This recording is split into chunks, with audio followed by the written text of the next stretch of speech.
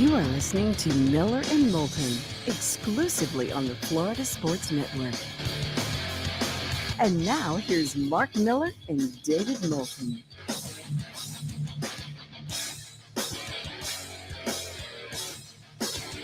Top of the morning to you. How the heck are you, Miller and Moulton? It's the first Thursday of March. 2 weeks from today, we've got madness.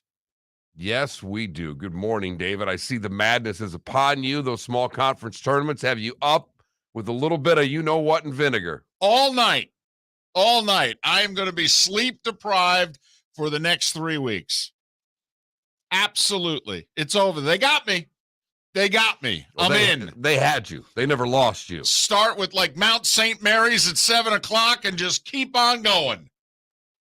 Man, I wore out a clicker last night. I don't have your setup with multiple TVs and what have you. I got just one. Man, just going from one to the other. I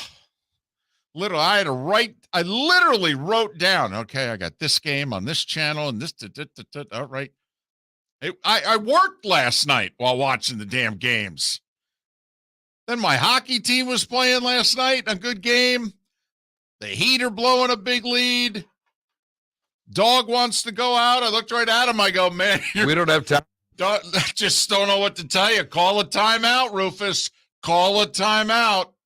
Does your dog understand game situations? Because I think at night, my dog has turned into a different animal. You know, during the daytime, wants to go, wants to walk, wants to see things.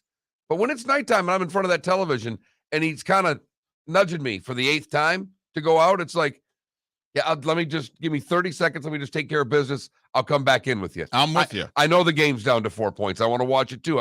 I've put a little time in myself. During the daytime, the dog is much more in control. Right. Okay, but once the sun sets, it's sports time. And yes, I feel as if I can influence the dog. That you got something. Right. And in which I can look at the dog and go, halftime, okay? And the dog understands. The dog goes, all right, I'll go sit by the front door, but you better get here soon. That's all I'm saying. No guarantees. We got a TV timeout, Frank. You got to go fast. You got to go fast. If they go up double digits, okay. But not now. I just love this time of year. I really do. I'm all in. Absolutely all in. Now I'm writing down betting lines too. I want to see the backdoor covers and all that sort of thing. Yeah. All in. I think the show had a 2-1 night last night. I don't know why I've been doubting LSU, because all they do is play really close games every single night. They do. They don't necessarily win them all, but that's okay. But they play close games. But they cover. They certainly do. I think we had some Creighton for you last night, and we had some Canes for you last night. So I think the show went 2-1 against the number. And then I think we gave you the Heat and the points. Can't believe they needed them. Oh, my goodness. Felipe said he nearly threw his phone through the wall. I had to teach him before the show. For a regular season game? Yeah, I know. Well, come on, he's 21 years old. They still take this stuff really hard. He doesn't realize it's not important. All right? He doesn't realize that right now he's drawn Brooklyn in the first round anyway. It's going to get a lot harder. Congratulations, you're the 1 seed. You may have to play Brooklyn, Milwaukee, and Philly. Good luck. It's going to be spectacular. The East hasn't been this good in a long time. Decades, David. Might have to go back to the 80s. You might have to go back to the mid-80s where literally you had teams in the first round like Detroit, Atlanta, the Knicks. And that Cavs were good. Just to get to Milwaukee, Philly, and Boston. Right. I mean, might have to go back to the early to mid-80s, around 84, 85, 86 type deal. Yeah. It's going to be very entertaining. Don't know how much of, the rest of the regular season I can really dive into. I just pay attention to the seeding. Same thing with out west. Like, how far down can the Lakers possibly even miss the play-in? That interests me. Well, you can get that way in hockey in the East because all they're playing for right now is good as, all you're really trying to figure out, are Florida and Tampa going to play in the first round or are they going to play in the second round? Exactly. That's all the hockey season. Doesn't mean I won't watch, but that's all it really is left. We've determined who's going to make the playoffs. We pretty much have determined who's going to play at home. It's just whether or not Florida and Tampa play in the first round. Right. Which Florida team are the Leafs going to lose to in the first round? That's basically what we're playing for now. Man, that's great. They are going to lose their we've got to work on a Toronto guest for when the postseason starts, because the Florida Sports Network thing, we've got at least a little bit more cachet, David. We have to find a Toronto morning guy and do joint appearances on each other's show. All right, start the trash talking now. Hey, which Florida team you guys going to lose in the first round to? Oh, come on, man. Don't say that. We got to get out of the first round. We haven't gotten out of the first round since like 2004. I know. That's why we're asking. Boy, we'd be horrible filling in a Toronto morning radio. Poll question: which team do you guys want to lose to in the first round? Right, Florida or Tampa? Oh my goodness, that's very negative for Canada. They couldn't handle really it. Right. Negative for Canada. Hey guys, we just want to let you know which team would you rather compete against and lose in 6 games against in the first round. Eh? In fact, that would be, we'd put 4 choices up: Florida in 6, Tampa in 6, Florida in 7, Tampa in 7. Oh, man. Miller and Moulton on this Thursday. Hope your week's going well as you make the turn for home here. We head into the first weekend of March. The weather's terrific up and down the west coast of Florida, which is outstanding. Which is to be expected this time of year. It's why we're here. That is true. Hey, Phil has a friend. Did you see that? Phil has a friend. Phil has a friend? Phil has a friend. Not a phone a friend.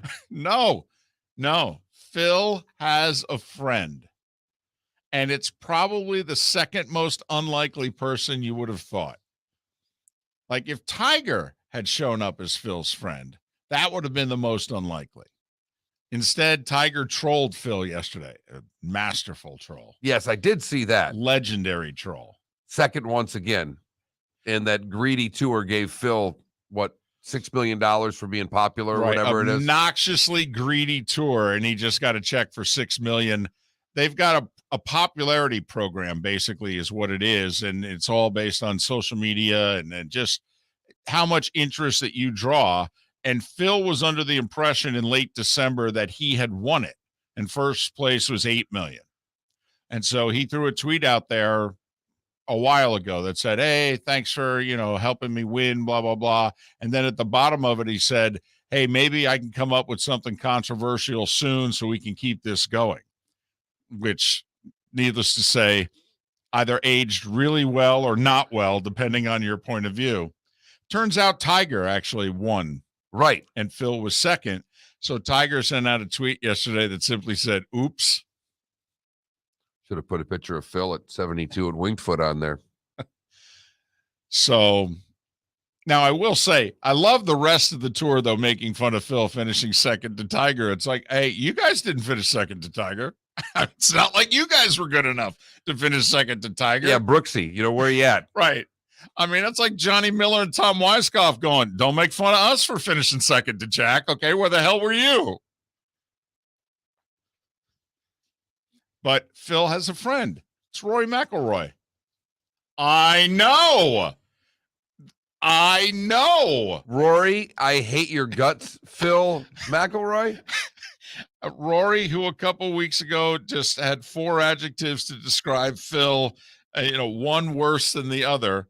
All right. Rory McIlroy came out yesterday, and I got to find it. But he basically said what it was that we talked about late last week, in which he said, look, Phil will be back.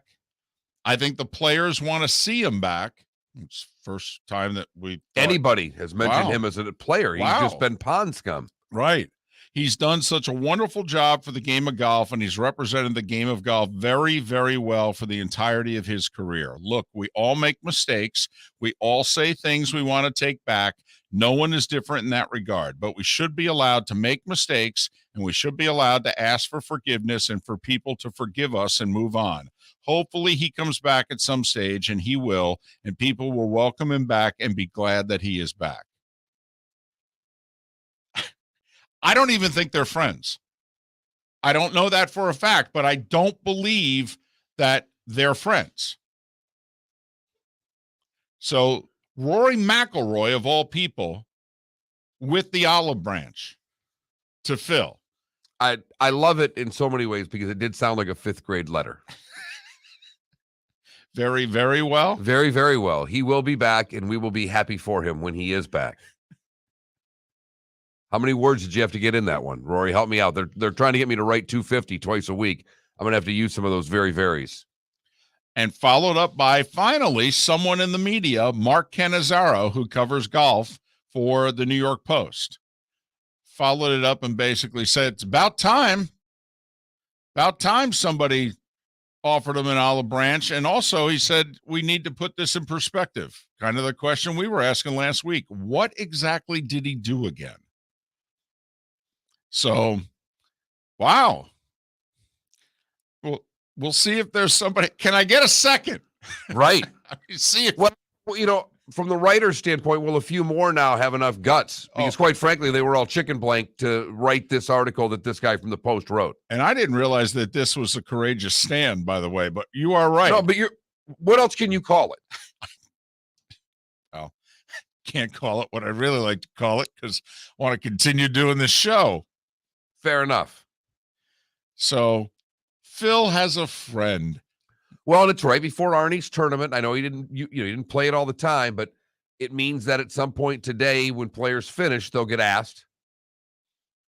There's a chance. Yeah. So it might stay in the air for a day or so. Although I wonder, I mean, the Golf Channel would ask it and address it, but like, I don't think it would make the weekend coverage on NBC. I don't think they would touch it at all. No. But if someone's asked in a post-round presser and they say Rory's right, then it'll have some oxygen, social media. It'll make its rounds. A few more will say it. All it takes is 2 other players today to agree with Rory. Hey, did you hear what Rory said? Yes. Do you agree? 100%. Phil's been great for our tour, blah, blah, blah. So-and-so backs Phil Mickelson. They're just looking for clicks, David. No. Come on, Mark. In fact, maybe you can pen an article today that you back Phil as well.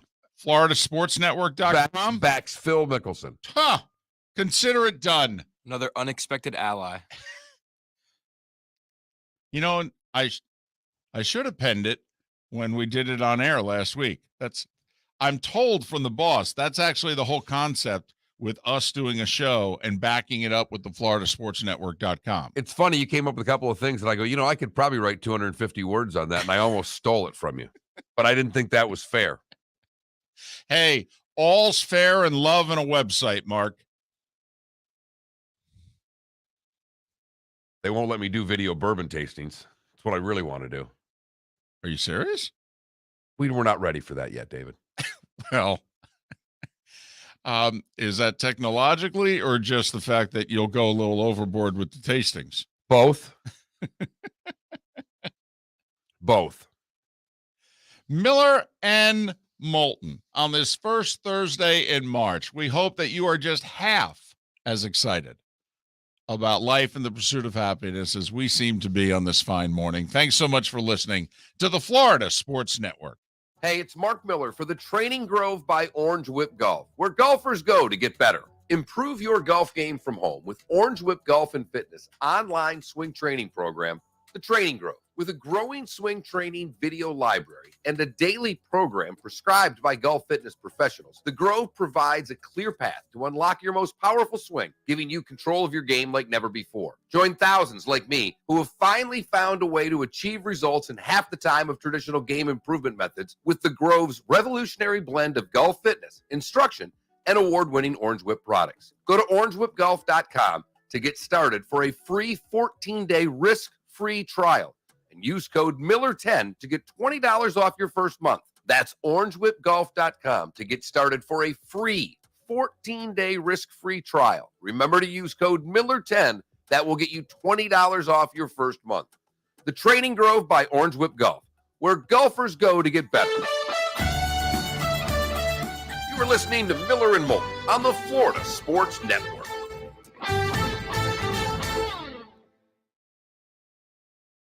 Well, Wyoming lost last night. He's got him down to a 10. Wyoming lost at UNLV last night. First four out are Memphis, VCU, Indiana, and Florida. Yeah, he's tougher on Florida than anybody, I think. Shelby. We could do that, by the way. We could do this for a short segment here if you want. Yeah, I think we can do it. I think we could probably do this every day at this time right now. It's not a bad thing, because that way you don't have to get into so much college basketball minutia in the starting five where it's basically you reading scores for 20 minutes. No, but I mean, I know, I'm joking. Just about college basketball. There's, Yeah, Paul, check it out.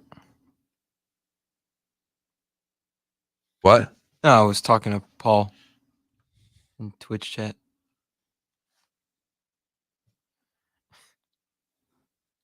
So in North Carolina, sports radio, a hot topic lately has been if Cam Newton doesn't play again, is he a Hall of Famer? And I think most people's reaction is no. I would agree with that. No. Okay. So somebody sent this tweet out on Monday. Cam Newton has more passing touchdowns than Troy Aikman and Joe Namath. He has more rushing TDs than Earl Campbell, Shady McCoy, Eddie George, and Thurman Thomas. And he has the same yards per carry as Gale Sayers and Barry Sanders. And he won a league MVP. I got to admit, When you put it in that perspective, that's a good tweet. Yeah. Yeah. Touchdowns mean nothing to me on the throwing side. Because it's a different game. Yeah. The running stuff, though, more touchdowns than Earl Campbell. That And Barry Sanders? No. It was yards per carry. carry. Same yards per carry as Gale Sayers and Barry Sanders. More rushing TDs than Earl Campbell, Shady McCoy, Eddie George, and Thurman Thomas. That's hang on.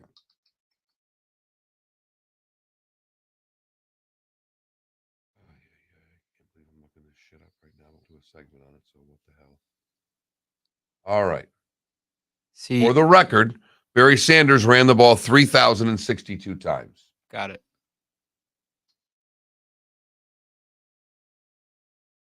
We start doing this, and then you guys make me do crap like this that I don't enjoy doing. It's research. Where's this goddamn rushing yards?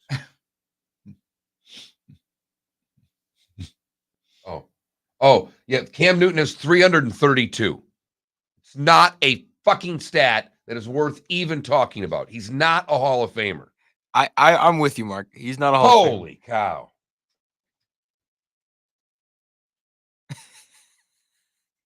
Can I find some meaningless stories to do at the end of this? Oh, we're not even doing that segment. That's right. Are we doing good, bad, and ugly? No. Today was it? No, sorry. No, Bob Nightengale. Well, let's do it on the first segment of the hour. Can you get all the research done in the next 30 seconds? I'll do it. I don't care. Oh, imagine. No.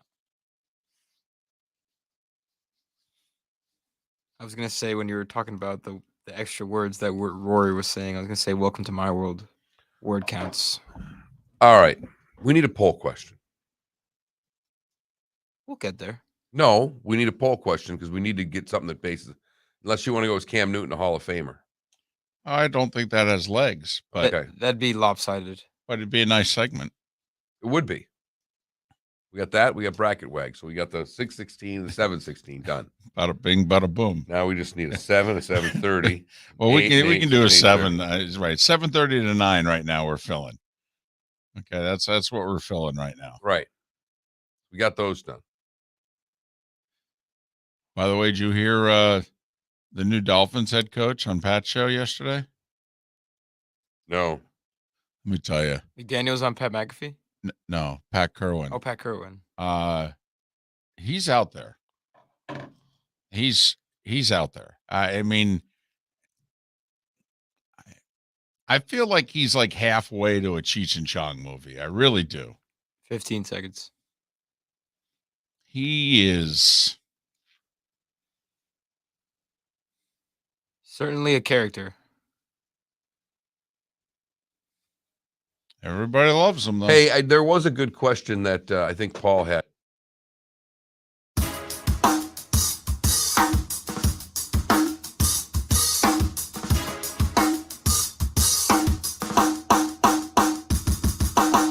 Welcome back to Miller and Moulton, only on the Florida Sports Network.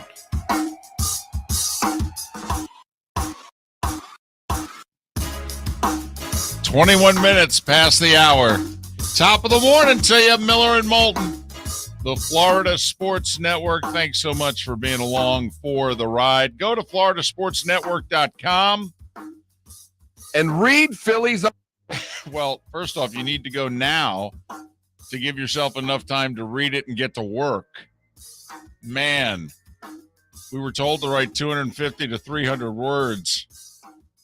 You know, Philly wrote Faulkner about some NBA topic. Imagine that. Right. So, floridasportsnetwork.com. I wrote something bitching about the, baseball situation. I just said, burn the sucker down. Basically the point of my little tirade there. Hey, if you're going to do this, burn it down to the ground. Take the year off. I don't care. Fix it. If you're going to do it, fix it. Seth was right. More I think back 2 years ago, he was right. He was like, 2020, they shouldn't play. Fix everything. Just blame it on COVID and then get in a room and pound out all the ills of the sport. Come back in 2021 bigger and better than ever. Hockey did it. Yeah, yes, they did. Pulled it off. I don't know why, quite frankly, in situations like this, there's another league that doesn't have the courage to do it. And I'm surprised that it's not often talked about. And I get that hockey is where it is, but in these labor disputes, they're looking for stories. Right. Hockey was a sport that the players didn't think there was anything wrong with. People in the sport didn't think there was anything wrong with. And they held and they didn't allow their great players to be great. Right. At the end of the day, there was so much interference, both with putting a stick in front of someone and holding someone and clutching and grabbing, that the best players couldn't shine. And the league just said, we're going to start calling penalties. They were always on the books. They just didn't get called. Like baseball. All you have to do is say, the pitch clock is nice because it speeds up the slow pitcher. But all you have to do is say, stay in the box. As soon as that pitcher's on the rubber, he can throw it. Mm-hmm. And then you eliminate David Ortiz spending a half a minute adjusting his gloves. Right. It's really easy. I don't know why you have to adjust your gloves. You didn't swing the pitch before. What's there to adjust? This isn't golf. This isn't a pre-shot routine, Well, that's what it's become. Right. So the other thing that, hockey not only took a year off, but it left ABC, ESPN. It came back and went to, what was the first channel before? Lifetime. What? No, was it OLN? Oh, the Oxygen Network? It was something, Not Lifetime. and then NBC Sports Network was Right. the third. OLN. Oh, and was OLN first or second? I think it was first. It became something else, and then it became NBCSN. But hockey not only took a year off, it left the four-letter network, although the four-letter network basically said, nah, we'll give you about $12 for it. Otherwise, we're not interested. And so hockey said, fine, we got these guys willing to give us $100 million a year, which to hockey's a big deal at the time. And they made their sport bigger, better. It worked. And it's doing as well as it's ever done. Now, it's still way behind the big boy Right. sports. We get that. Baseball, for example, is an $11 billion industry when it operates 162 games a year. Hockey is going to reach, they think this year, $5 billion. They think they can get it to $5 billion this year with revenue. So, that's where it is. The NBA is in the high single digits. It's $8-9 billion annually. So that's where the industries are for comparison. Football's right around 20 right now. They're thinking they can get it to 25 by the middle of this decade. That's why when you hear Seth say baseball is going to become boxing, it's still the number 2 revenue generating sport in this country. Right. Right. Miller and Moulton. The starting 5 is coming up in about 10 minutes' time. So someone posed a question in the Twitch chat room here. Paul wants to know, since my wife left me a list for our daughter when she was 1.5 years old. Right. She First time she left the house for a weekend, she huge list, 2 gave pages. David a list of which the number 1 thing on it was feed her. Number 2? Right. And which I made fun of her for that too. How could that not be number 1? Thank you. Thank you. I said, what is this, a Letterman top 10 list where number 2 is always better than number 1? So, yeah, number 2 on the 2-page list. I mean, feed her. Feed her. And so Paul wants to know, is there a list for Rufus? Well, Paul, yes, there is, number 1. But number 2, my wife is stray cat lady. They started congregating in the corner of our backyard because of the house that's on the other side of the fence. And you know me, okay. I mean, I'm not going to get rid of them, but I'm not going to feed them. Correct. Right. And then this is a good way to get rid of them, not feeding them. Well, yeah. I mean, let nature take its course and they'll move. They'll go to where the food, Sam Kinison was right. They'll go to where the food is. And so sure enough, I started coming home and there'd be a little water thing out for them. And I go, oh, you're leaving water for the cats, huh? Yeah. Okay.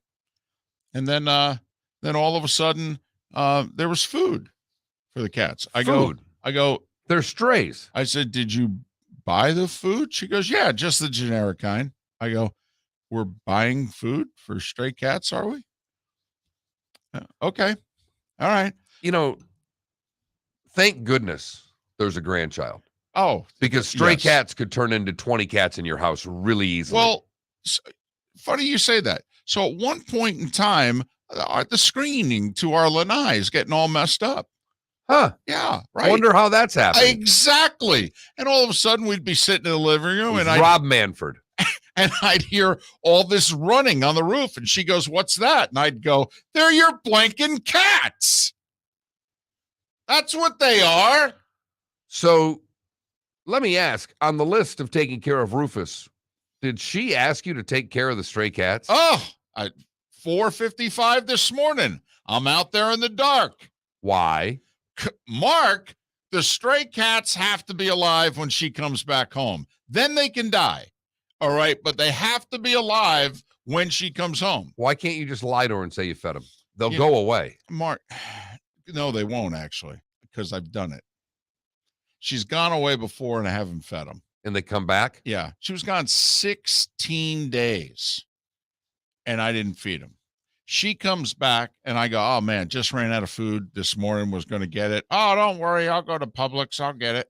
She comes back, throws the food out. Boom. There they were. No hesitation whatsoever. 16 days I iced them. Nothing. No soup for you. No water. No food. I'm taking care of this. I'm the man of the house. I'm in charge. I'm proud of you. Right. I'm proud of you. Yeah. Lasted 3 minutes once she came back. All right. Boom. They were all back. 5 of them. Yeah. Mm-hmm. That's a problem. Yeah. Oh, yeah. Not helping. No. Now I got to admit that started with the guy behind us. They got a shed and I have no idea what they do over there. I don't know. But, they're. So you got Walter White across the street cooking meth in the shed. There's no doubt about it. I'm waiting for the explosion. I'm just hoping it doesn't take out our house with it. And the cats. Well, I mean, God forbid the cats. No. Well, you know what's going to happen. It's going to take out our house. We're going to die. The cats are going to dust themselves off and go, where's the food? 8 lives left. So yeah, I got dog food. All right. And the whole pills and right. Clean the crevices and all that sort of thing. And then I got the cats. Did you fill up their water? Yeah, sure. Right. No, but it rained, honey. Right. I think they're fine. Yeah, make sure that you clean out the bowls. I go, oh yeah, right. For the stray cats. Like I'm doing that. Give me a break. Okay. Right. It looks like the Cleveland Lake in the 70s. I mean, I don't want to say it's polluted or what anything, I'm worried about is that when she completely abandons you for the grandchild. Well, actually, Mark, that's already happened. The kid's 30 days old. Right. And it'll just get worse for you. Yeah, I know. Or better, depending on how you look at it. But what I'm worried about is you'll spend this much time alone. If Rufus goes away, you'll start letting the cats in. No, absolutely not. In fact, I had to make a big declarative statement one day in which I said, I am just letting you know right now, and I am not kidding. If you bring one of those cats into the house, I'm out. Out. Done. Split everything in half. You can't afford this place without me. I'm not playing around. All right. You want to buy your generic food and you want to have 73 bowls in the backyard. Okay. I don't care. One of them on the lanai, never mind in the house. It's over. Anybody out there got money on the cats? Nope. Nope. Hey, I got to admit, don't get me wrong. She's damn near feeding them from the lanai, but not there. Not doing it. David's going to come home. There's going to be 2 floaties in the pool with 6 cats on each floaty. Well, think about it. I'm gone so much during football season. I figured I was going to catch her. I figured I was going to get her. Nope. I mean, so far it's working. The impenetrable, it's like the Ardennes forest. It's the impenetrable right there. I'm surprised Rufus hasn't tried to kill the cat. Rufus doesn't move that fast. No, not anymore. Rufus is 10. Rufus just sits there and goes, man, there was a time when I'd tear your ass up, but that time is come and gone. Nope. Want to remind everybody at this point in the show to have your animals spayed or neutered. You got that right, Bob Barker. You got that right. I will say that's actually what we've done. In all seriousness, we've trapped them and we've taken them and we've, taken care of them. Of course, little tip for you. If you see the little clip in their ear, right, it means they've been fixed. No, right. I know you know that. Right. That was for I do everybody now. else. I didn't know that at first. You'll see a little clip in one of their ears. Right. That means if you see a feral cat out there that's been clipped, that means someone's taken the time to capture it, take it to a veterinarian, and have it spayed or neutered. There you go. There's your animal tip for the day. We'll have the Showcase Showdown coming up. First suggestion for a poll question coming in from a buddy of mine. Who makes it longer, Moulton or the stray cat? I really will win this one. I mean, unless I die first. Brought to you by the Brian Setzer Orchestra. Miller and Moulton, we thank you for listening. The starting 5 on the other side right here on the Florida Sports Network. Hey, it's Mark Miller for the Training Grove by Orange Whip Golf, where golfers go to get better.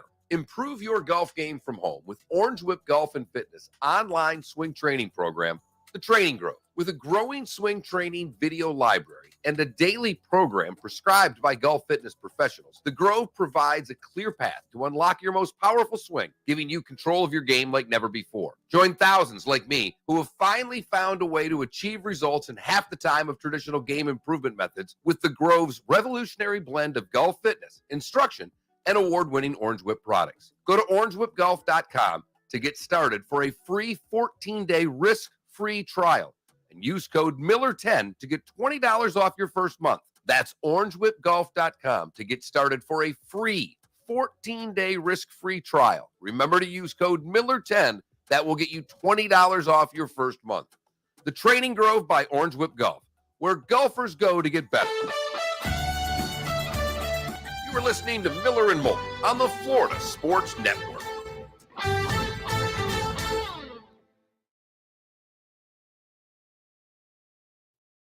Pretty good point. I don't want to be a jerk here. I go, but I'm paying you a lot of money, and you're doing a really good job, and I appreciate it. But I need my gutters. I said, because if we don't clean the gutters, then they leak to the soffits, and then my house gets dirty, and then I get a nasty letter from HOA. Right. I go, and if I can see that these are done, I want to know that those gutters up there are done too. So those guys are going to have to work even harder. Yeah. Hey, when I got to spend that kind of money, I'm a prick. Well, do your job. Yeah.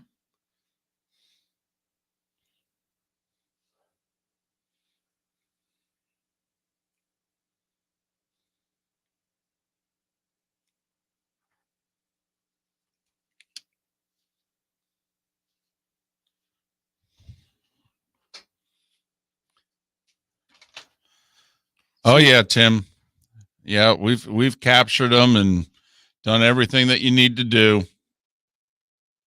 See, I think David knows that there's always that one house in the neighborhood that feeds the cat, and he's ashamed that he is that house. Well, I'm not ashamed. Not ashamed at all. You just talked about how much you hate the cat. I don't want him in the house. If he was ashamed, we wouldn't have done 8 minutes on it. I've got to tell you that. Yeah, I'm not ashamed at all. Besides, it's my wife's doing. All right. And with what she does for a living, if she needs the stray cats to help make her happy, that works for me. I figure those cats are cheaper than paying for therapy. I was gonna say, you said she's a psychologist She's a therapist. or therapist. Gotcha. So she deals with women and children who have been victims of abuse. She hears some pretty heavy stuff. This sports girl said something funny. I followed on Twitter a while back. She's pretty cute. She's on the West Coast. She does a radio show. Rob Bamford leaves his shopping carts in empty parking spaces instead of returning them to the cart rack. God, she is so right. She is so right. We have a veteran cat in our neighborhood that Veteran cat. Oh yeah, What is it? white What and is- orange cat. He's what- been killing rats and whatnot in our neighborhood for years now, and we just Ooh. mind our own business. We'll be walking, and he's just like, "Hey, what's up, man?" I'll just walk through our legs and God. just keep going. You make the cat sound like DeAndre Jordan. I I mean, mean, geez. even EA Sports took the Russian and Belarusian teams out of the game. You can't play with like the Russian national team on your video game right now. Wow. Oh wow! People are taking this war thing seriously. Oh, Oh my god! Well, also, so literally the entire I went to mass last night, Ash Wednesday. The entire homily was basically talking about the war in Russia and how the people of Poland are taking people in and how we should be. I mean, damn, dude. FGCU sent an email to their students about it. About what? The war. Oh, I thought about Ash Wednesday. No. About Ukraine. no. Just the athletic department. Hello.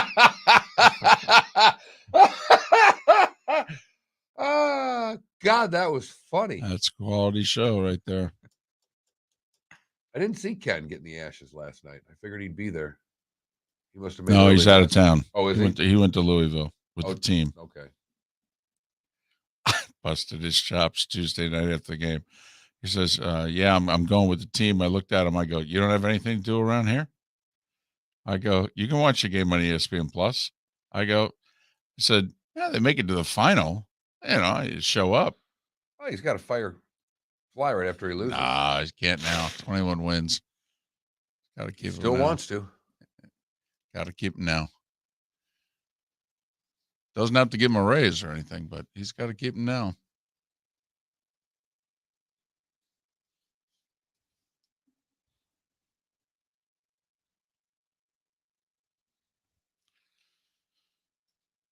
Maybe worry about selling tickets for his game Sunday. No, not just.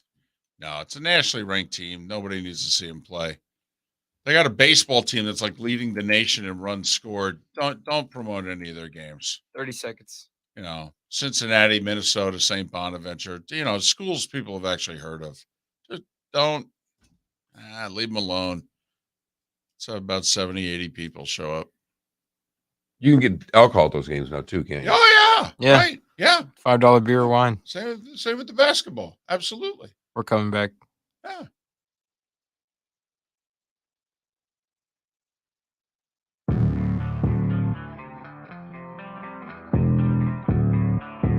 Thanks for listening. And now, more of Miller and Moulton on the Florida Sports Network.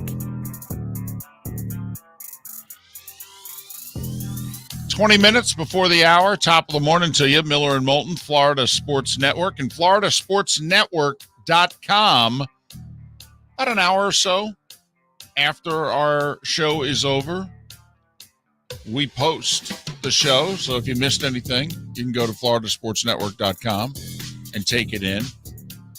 You can read whatever it is 2-3 times a week Philly is writing about. It just, you need to give yourself about 10 minutes, though. All right. It's long. It takes a while. I'm going to try to keep it short. And this is coming from me saying it's long and it takes a while. I'm waiting for your first lengthy post, because at some point, Oh, yeah. Right. whether it's on a plane during football season, something's going to happen that's going to hit you. And I think it's on the plane where you won't have internet and you'll just type it in your notes or whatever and save it. And you'll call me or Felipe and go, all right, how do I send this to you? And this needs to go up now. That's exactly what happened yesterday while I was in class. Dave was like, can you post this for me? And I'm like, yeah, I'll post it. No, that's not true. Or no. I said, how do you post How do you post it? it? I said, who do I send it to post this? Yes. Well, we went to that class that we had. You go into the administrator. Oh, please. And then you posted. Yeah, you sat through a whole class on how to do this. And midway through it, I'm like, yeah, you got up and left. Well, hey, I gave it like 40 minutes. And then after 40 minutes, I had an appointment. I had something I had to do. Don't worry, David. I got you. I mean, we earmarked an hour.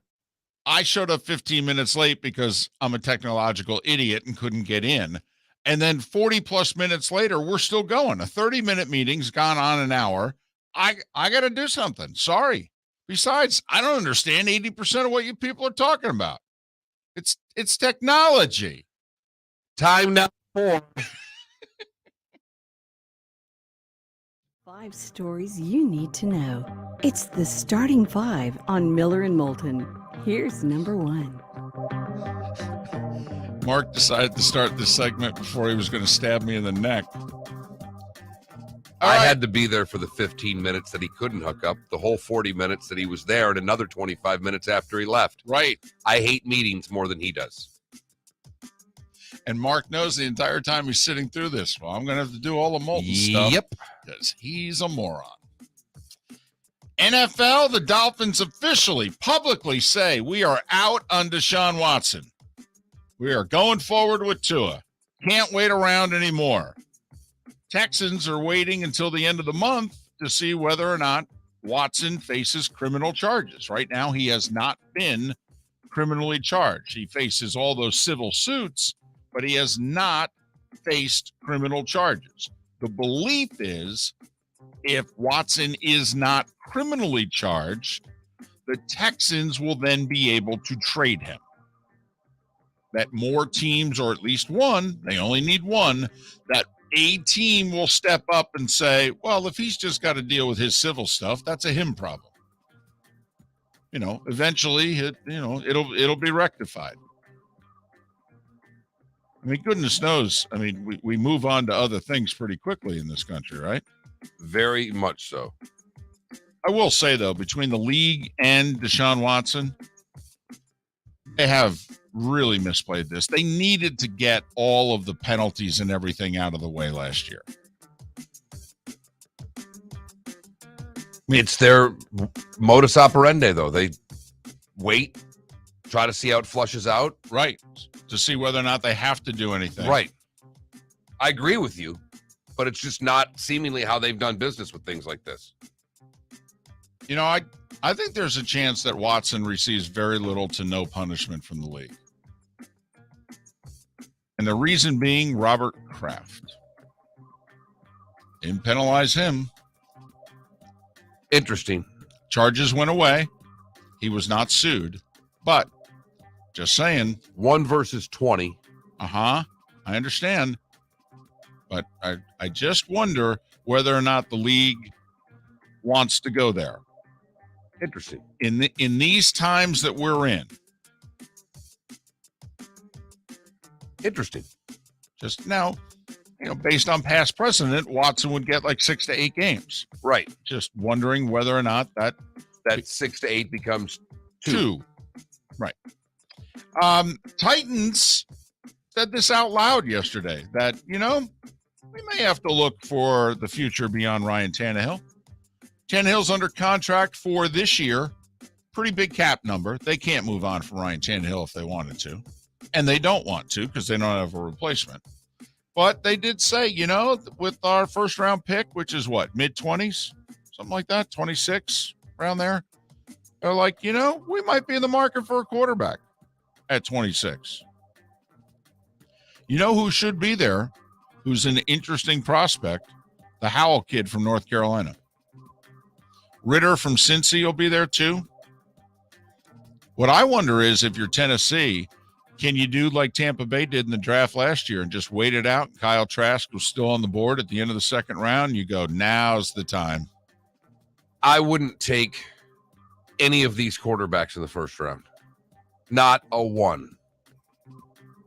This is whatever draft class you want to say of overrated quarterbacks that aren't ready for the league. The kid from Liberties is incredibly intriguing. Willis. Willis. I wanted to say Harris. I knew that was wrong. Incredibly intriguing. Yep. I wouldn't do it. I may be the guy with egg on my face if I'm sitting there and I don't draft him, but I wouldn't take him in the first round. I will say, I saw him twice last year. Man, he didn't look good. But I also think his offense was garbage. I mean, it was an offensive system that will bear no resemblance to what it is he will play in on Sunday. So in a way, it's a bad judge. But also, you know, Jordan Love's junior year, he looked terrific. His senior year, he looked terrible. And the Packers drafted him. And a lot of us were like, man, did you watch him play last year? Like Howell at North Carolina, there were some good games, but there were some really bad ones against bad teams in the ACC. You're going to go to the next level and you're going to be elite? I don't see it. So there you have it. NBA, Heat were up, 12, 14, something like that, 6 minutes to go. They blew it. Milwaukee hit a runner with a second to go to beat them 120-119. Knicks were up 7 at the half. Then Harden and Embiid said, yeah, okay, we'll get serious about this. Harden with 26, Embiid with 27. James Harden serenaded like he was Ben Franklin. Harden called the Sixers fans the greatest fans in the world after the game. They got the whole fake beard thing going. Mark, this honeymoon is amazing right now. Amazing. Honeymoons always are, David. This one's going to last a couple months till the playoffs start. 123-108 Sixers. Indiana with a little payback in Orlando against the Magic. They won in overtime. Charlotte won in Cleveland. You know, Cleveland without Garland struggling. Imagine that. Cavs coming back down to the middle of the pack. Utah, New Orleans, OKC, and Phoenix were also victorious. You know, the Pelicans are in the play-in, and Zion got some good health news yesterday. His foot is healing. Did his foot lose any weight? Well, don't know. I'm going to guess He's heavy. no. Yeah, he is. He's beefy, as Dan Patrick would say. All right. David, the Cavs had Garland yesterday. Oh, did they? Yeah, he scored 33 points. Oh, all right. Well, he was out. I mean, our guy Brandon Goodwin's been seeing a lot of action. Well, one of them's out. I don't know, Garland, Sexton. I mean, somebody's out. Was it Sexton? Sexton's been out the whole. Okay, there you good go. portion. All right, I got him confused. My bad. College hoops last night. Listen, if you pick Alabama in the NCAA tournament, you're either going to be the biggest idiot in the world or a genius, because man, they are something. They can beat the top team in the country one night and lose at home to Texas A&M by 16 the next. And that's what they did last night. 25th ranked Bama losing big at home. 18th ranked UConn lost to Creighton. They've never beaten Creighton since they joined the Big East.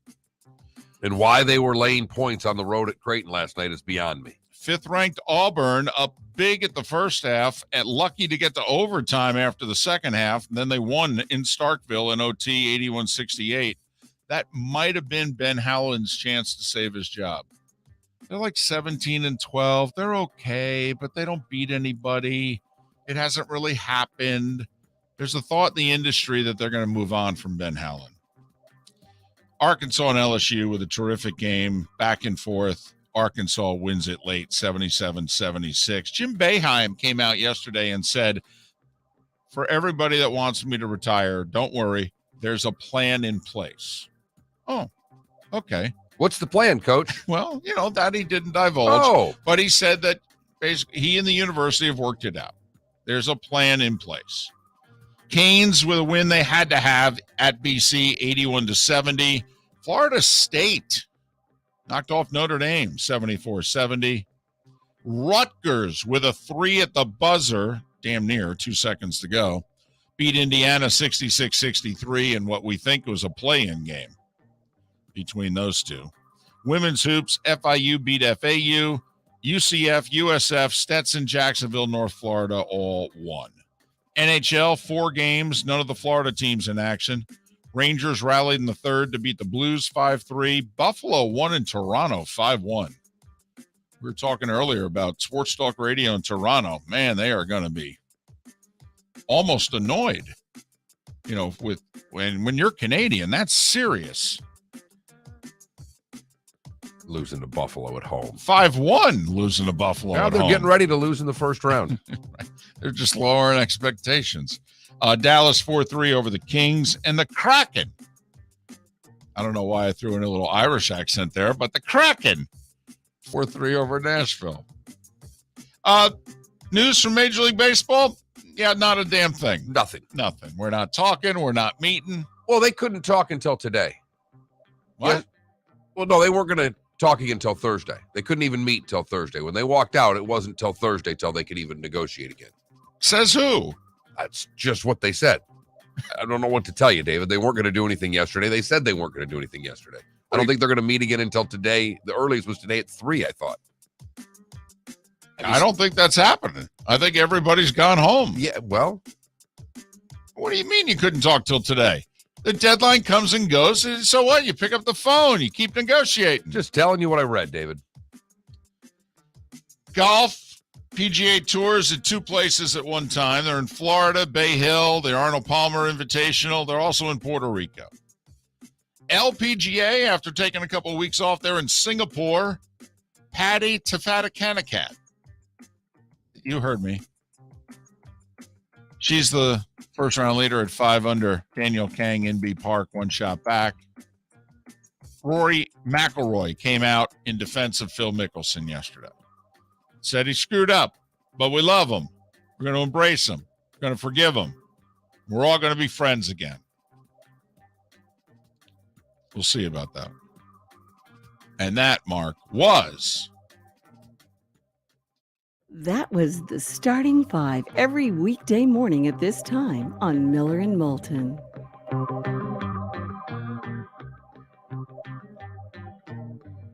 The text line is wide open. You can text the show by texting FSN Radio. That is the keyword to 21,000. FSN Radio to 21,000. That gets you inside. And then you can text as much or as little as you would like. They hopping about anything this morning? Making fun of me and the cats? Anything? Well, more people have money on the cats than you'd think. Telling you, I outrank the stray cats. We know that you outrank them, and we all agree that you outrank them. But to the point where if one came in, you'd leave, no one's really buying it. Absolutely, I would. I'd lose my mind, actually. Lose my blank if one of them was on the lanai, never mind came in the house. I really would. There's not much that I'm serious about. I very rarely play the, honey, I'll walk out that door. I think I've done that like 3 times in 25 years. That's one of the 3. Apparently, your wife doesn't like birds because according to our texters, stray cats kill an estimated 2.4 billion birds a year. Well, you got that going for you, which is nice. Bring your big mouth to John Smith Subs and indulge in their overstuffed subs with the freshest quality ingredients. Enjoy our famous steak bomb with perfectly grilled marinated sirloin steak topped with provolone cheese, grilled onions, peppers, mushrooms, crispy bacon, juicy tomatoes, and creamy mayo. Boom! Made-to-order crispy fries can be paired with the Gator, the Cuban, the Chicken Bomb, or the Italian. Love local. Eat delicious with John Smith Subs. Find a John Smith Subs location near you today. David Moulton for Napa, Napa Auto Parts, and Napa Filters. Insist on Napa Filters for your vehicles, or if you're a do-it-yourselfer, only buy Napa Filters. Napa has a filter for almost anything on earth that moves, whether it's motorcycles, foreign and domestic cars, vans, SUVs, earth-moving equipment. You get the idea. Napa Auto Parts, Napa Filters. Insist on them for your vehicles, or if you're do-it-yourselfer, only buy Napa Filters. Hey, it's Mark Miller for the Training Grove by Orange Whip Golf, where golfers go to get better. Improve your golf game from home with Orange Whip Golf and Fitness online swing training program The Training Grove, with a growing swing training video library and a daily program prescribed by golf fitness professionals, The Grove provides a clear path to unlock your most powerful swing, giving you control of your game like never before. Join thousands like me who have finally found a way to achieve results in half the time of traditional game improvement methods with The Grove's revolutionary blend of golf fitness, instruction, and award-winning Orange Whip products. Go to orangewhipgolf.com to get started for a free 14-day risk-free trial and use code Miller10 to get $20 off your first month. That's orangewhipgolf.com to get started for a free 14-day risk-free trial. Remember to use code Miller10. That will get you $20 off your first month. The Training Grove by Orange Whip Golf, where golfers go to get better. You are listening to Miller and Moulton on the Florida Sports Network.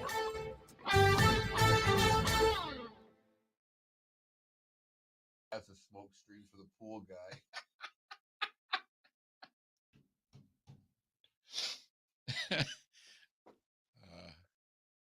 You know why they won't be in our garage? Because in the yard behind us, which is where this, and also our house, the house behind us, and it's in this corner, which buttons up against a parking area across from like the IHOP and that bank, Wells Fargo bank there. So, and there's a little wooded area and what have you. And so that's where they started congregating, underneath his shed and next to it. And then they just, next thing you know, she saw them. Yeah.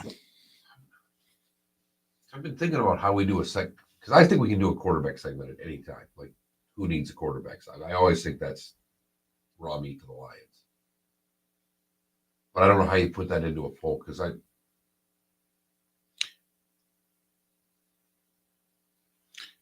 Rodgers would give us something. Which do you want to come up with? Which quarterback would you sign to a long-term extension? Baker Mayfield, Kyler Murray, come up with one other, and then D would be none of the above. Tua. Might be too, like Murray's played 3 years. Yeah. Baker's played four. Who's the other one? Oh, Lamar. There you go. I like it.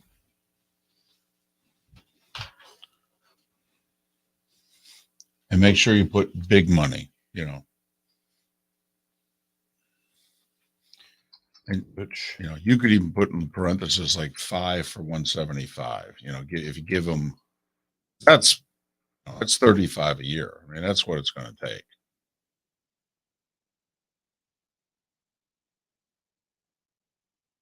$35 a year. Yeah, just put in 35 M a year. Parentheses.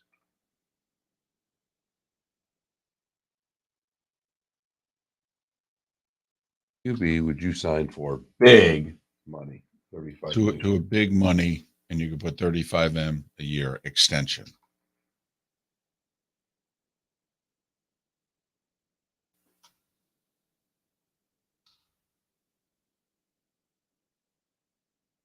It's just EXTENS. ION. EXTENSION. I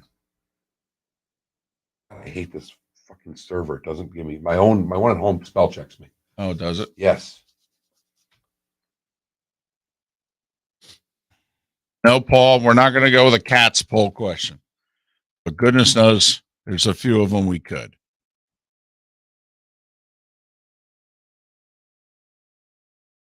Kyler, KYLER. KYLER, yes.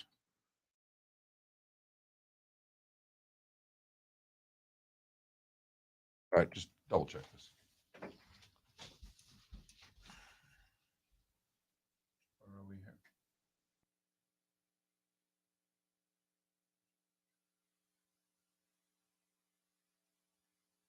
There you go. Oh, none of the above.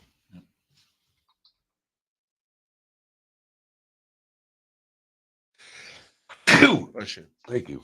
And I think we can get through the next 2 hours kind of talking about all our stuff and coming 30 back. seconds. Yeah, that's all I want. Right. We needed you get 6-8 minutes, we and then needed if the segment dies a little bit, we got something.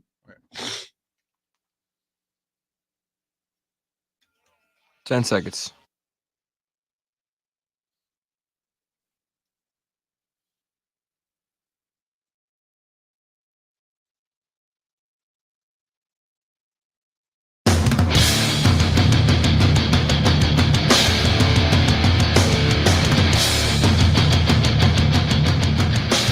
You're listening to Miller and Moulton, exclusively on the Florida Sports Network. And now, here's Mark Miller and David Moulton.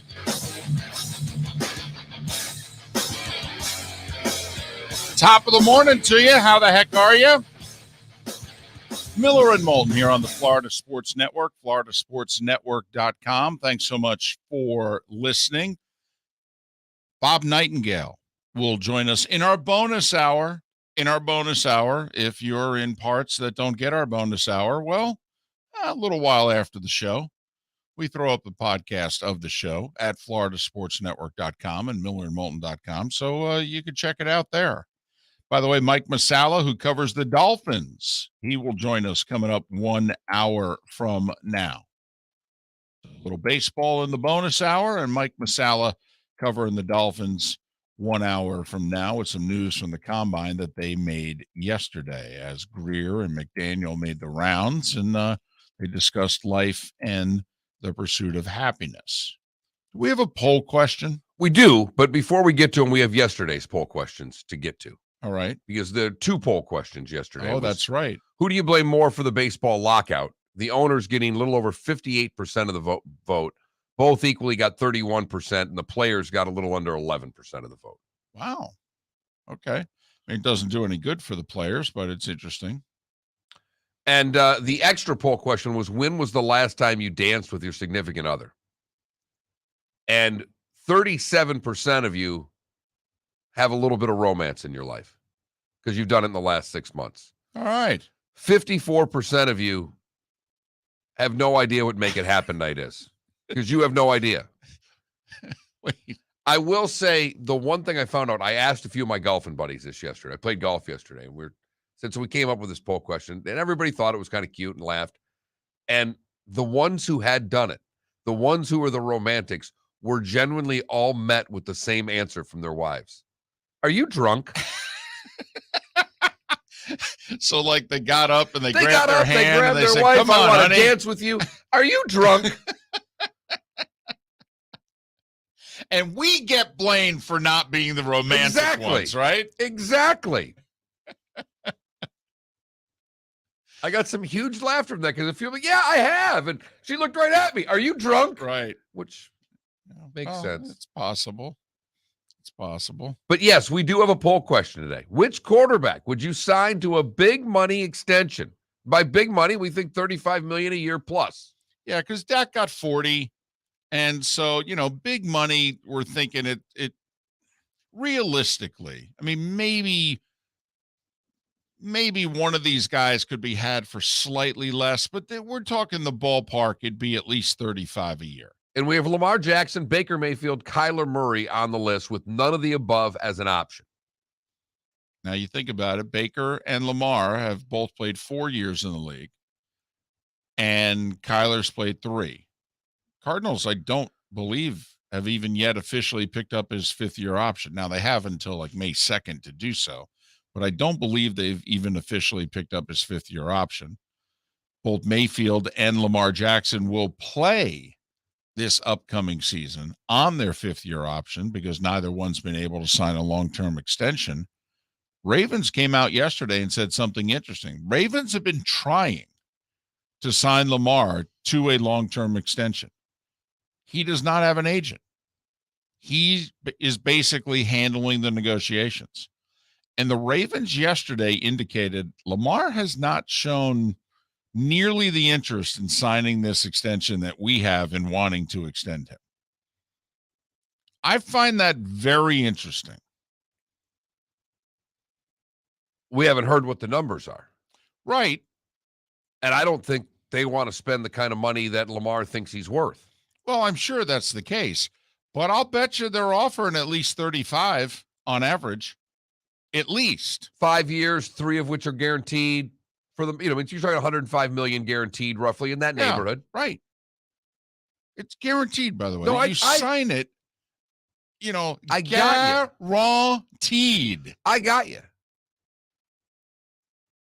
And this is where not having an agent could be hurting him, could be helping him. he thinks he's probably a $200 million guy. Oh, yeah. Sure. He's won a league MVP. Dak got $40 million. He's going, well, I should get more than Dak. I've produced more than Dak. Yeah. I've won as many playoff games as Dak. I've been to more. So I don't think that that's unreasonable. If you were representing Lamar, you would say the same thing. Well, he got 5 for 200. Lamar scares me because I don't know how great of a thrower he is, and I'm waiting for the injury. I know he hasn't been significantly injured. Just the style scares the hell out of me, and he finally got banged up a little bit this year. Right, and they missed the playoffs, you could argue, because of it. If you're Baltimore, by the way, I would not sign him if I was the Ravens to a long-term extension. I wouldn't, because of his style of play. I get this year, he was the final pick of the first round. I'm guessing he's around 20 million this year. And then I'd pay the double franchise tag. I really would, which my guess would be like 40 and 40. And I'd get Lamar for 3 more years for $100 million.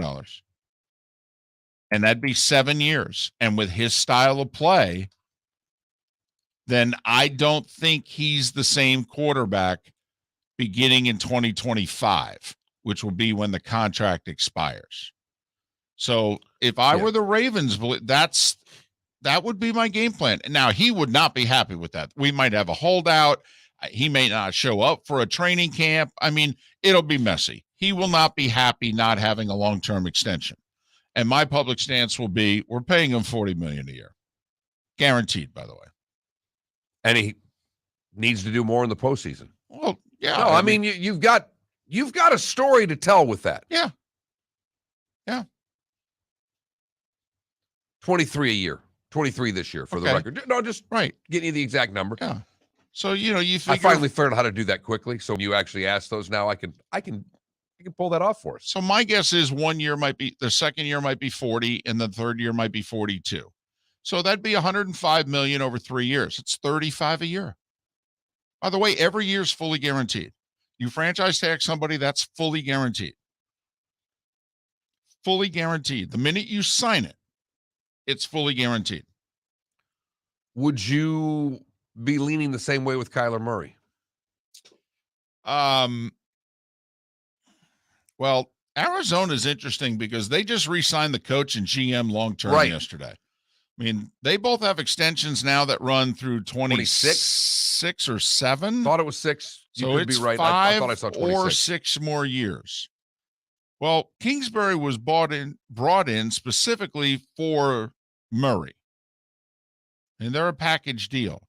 So it would be interesting if all of a sudden they decide to go in a different direction, which of course they would have to do sooner rather than later, considering he's about to enter year 4. Would you sign Kyler Murray to a long-term extension? No. I picked none of the above as my answer. I have a thing for Baker Mayfield. I wouldn't do it yet. But I want to see how injured or hurt or what it was last year. Because remember, you can franchise tag him. Exactly. You can do it twice. Washington did it with Cousins. And that's where I would lean with probably all of them. The style of Murray and Jackson scares the jeebers out of me because they just run around, and Jackson did get hurt this year. Murray got banged up. I don't know how long the human joystick can last before it gets thrown against the wall and doesn't return to the same way that it was before. Well, and certainly Murray, through his agent, his actions so far this offseason have been, well, not leader of the team worthy, which is what your quarterback's supposed to be. And then if you're going to give him 40 a year for 5 years, you need him to act like a mature adult, in which Larry Fitzgerald Sr. came out yesterday and said, basically, he's a spoiled child. Oh, okay. which I'm sure Larry Fitzgerald Jr. is crazy that his dad said that publicly. Because it came from him. In all likelihood, although Fitz Sr. is a member of the media. He is, but he had a pretty good source Well, right. on this one. Yeah. We all know who that source won. His son. Right. So, oh yeah, his Hall of Fame son. yeah. Oh, yeah. So, I mean, it's a really good source. Outstanding source. Phenomenal. And one he trusts quite a lot. Right. Not to mention, his son throughout his whole life has seen what quarterbacks look like. The selfish ones and the unselfish ones. Yep. Because Arizona, goodness knows, has had both. So I like your answer, to be honest with you. If you go case by case, you may go, no, actually, I'm not going to roll out the 5-year, at least 3 of it guaranteed, 35 to 40 million contract here. I'm not going to do it. And you got to remember, these guys are asking for minimum 40. And that becomes the interesting question. When, players don't ever want to balk. Like, I didn't think Dak was worth what he got, but he got it. Good for him. I don't begrudge anybody getting the money. But at what point does a team have enough gravitas to just say, no, you're not, here's what you're worth. And if you're not worth it, I'm not paying you. Bye. Well, Cleveland certainly appears to be doing that with Mayfield. I mean, the Ravens are trying to sign Lamar to an extension. They tried all through the season to do business with Lamar. They're trying now to do business with Lamar. They're all in on him. They put the offense around him. I mean, there's no trying to fit Lamar into it. No. They're trying to fit everything around Lamar. Do you think Lamar is worth Dak money? To the Ravens, he is. Absolutely. Because they literally are building their entire offense around him. If they don't have Lamar, they have to redo half of their offensive personnel and their entire offensive system. He's the franchise. And then get a quarterback to perform in that new system to the level that Lamar has been performing in his. That's a big ask. And in theory, you'd have to do it on a dime. RCB in our Twitch chat room. If I'm Lamar, I'm thinking they gave, now he describes average at best, Dak, $40 million a year. So I got to be worth at least $50 million a year. Now, Dak Prescott's better than average, RCB. You may not think so, but trust me, if GMs are sitting down and they're doing the quarterback list of 1 through 32, he's in the middle third. Yeah, Dak's going to be anywhere from like he's in the middle third 8 to 12 is where Dak's going to slot. You think? Yeah, I do. And I think he's more 12 to 16. But he got paid. Right. And all the other quarterbacks in the league went, all right. Way to go, Jared. 40 a year. Way to go. That's what I'm talking about. You also have to remember that Lamar Jackson's 25 years old. I understand that. I know we're talking about when the injury is going to come. Well, but what about when he takes it to the next level? Well, when's that going to happen, by the way? It could happen soon. Well, it's already happened with Josh Allen. It could happen this season. Who was a runner first. He's not getting better at throwing the football. He's just not. And you're right. It could happen this season, which is precisely why I would franchise him. Because I would not give a long-term deal to a guy who might find a way to throw the ball more accurately. Because right now he can't throw the ball accurately enough to win when it matters. I think the question becomes, if he doesn't take that next step 8 yards behind center, say we do the whole franchise tag thing and we play this out over the next 3 years, now he's a guy who's got 7 years worth of wear and tear on those legs. And I know he'll only be 28, but we've seen running backs in their late 20s hit a wall because of the 6, 7, 8 year wear and tear. And then once that happens, then he's just a normal quarterback. He's got to get it done in the pocket. That's why I would be willing to roll the dice here. But I think Baltimore is more than prepared to give him Dak money. I really do. I think he's what RCB says. I think he's like, oh, no. I want Josh Allen, Patrick Mahomes money. I want an MVP. I am this franchise, face and otherwise. Oh, no. You're going to pay me 45. That's what I'm going to get. Oh, okay. Good luck. Good luck. You may get it. And you may get it for 2 years on a franchise tag. And you got to figure the first 3 years of the extension are fully guaranteed. 100%. Right. So in theory, they signed them to 5 for 200, say. The first 3 are guaranteed, which means the next 4 years, you're in for 23 and essentially 40, 40, and 40. For instance, like Dak's money. It's 34 this coming year, and then 45, and then 48 from a cap hit standpoint. Right. It averages 40 a year, but yeah, we're doing the, and that's good bookkeeping by then in a sense, because the 45 and 48 years, what happens? The new network TV deal kicks in. This cap, which went up 26 million this year, is going to go up in a huge way in the next 2 years. And then it's only 14 for 2025. They look at the cap going way, way up. If they're done with him by then, they're eating 14 million. You know, one could argue Lamar got hurt. Ravens fell off the map. Once again, it's the old adage, you look at statistics and you make them tell the story that you really want to tell. You could say, see, Lamar, you got hurt. That's what we're worried about, your style of play. And Lamar goes, yeah, I got hurt and we sucked. We stopped winning.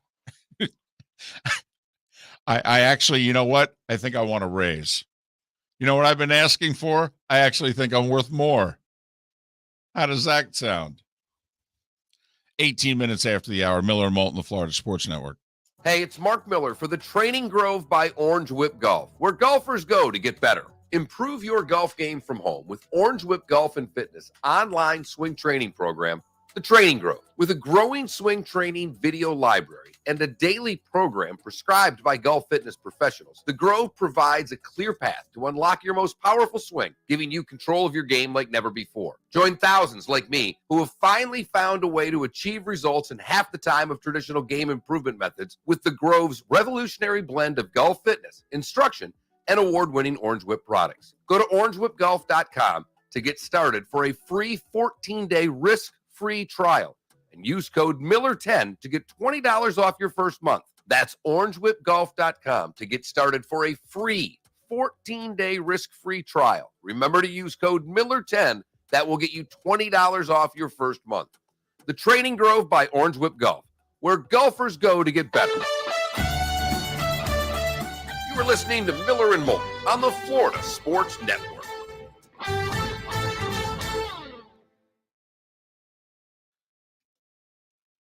Heidi's dad, I am not. I had to withdraw from my caddy duties for this weekend because my daughter has a softball game. Caddy duties. Caddy. Yeah, I caddy usually every year in the Yuengling Open for a buddy of mine. Nice.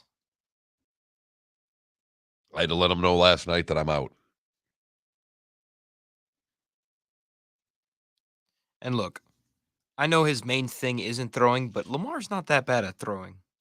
He's got a good completion percentage, doesn't throw that many interceptions. Okay, have you watched the Ravens play? Right. Their It's offense, a lot of dink and dunk shit.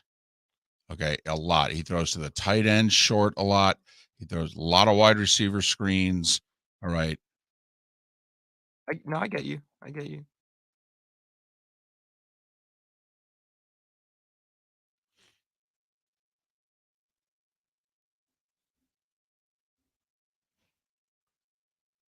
Hey, Mike Masala.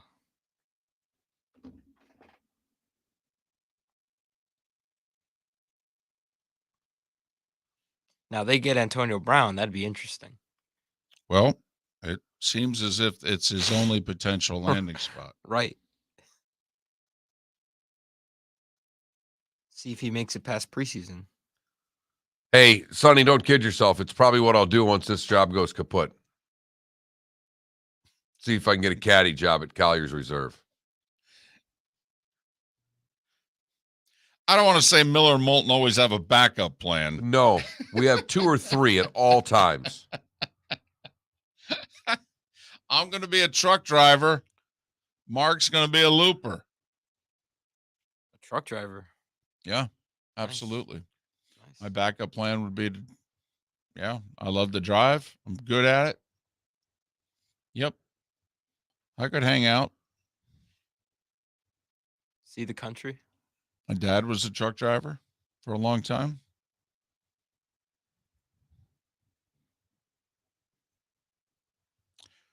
Look at that. During his day, Mark, with the CB radio and the ham radio. Tom Morello, what's his name? Guitarist for Rage that played with Springsteen. Tom Morello. Yeah. He's got his radio show on Sirius. He runs on about 3 channels. He played the CB song the other day.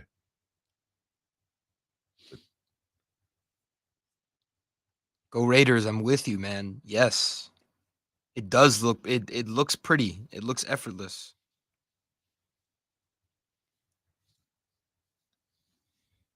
You know what we need on Twitch? We need to replace Felipe with a hot chick. All these shows have a hot chick and they get like 10,000 followers. We're trying to expand. Right. I know young women that like Old sports. Collier's, sorry. Yeah. What did I say? Collier's National? I just combined the two. Old Collier's the place that has loopers. I got a couple friends that loop there. It can be the 20-year-olds versus the 50-year-olds, okay? No, you'd be replaced. No. That's Oh, what he said. replaced. Replaced. As in you're Did you, gone. did you not hear me? We would not. Once again, Kick the Philly. curb. Once again, Well, your demise is going to be lack of listening. Well, I heard you, but I'm just instead suggesting an addition. Right. I'm sure that you are. I mean, I'd still Right. like to be here. I mean, Right. you guys may think otherwise, but You know, fam, I thought that at first, but on Waze, and I've got to figure out how to reprogram it. I programmed my Waze to be a British female, and she's starting to annoy the ever-living hell out of me.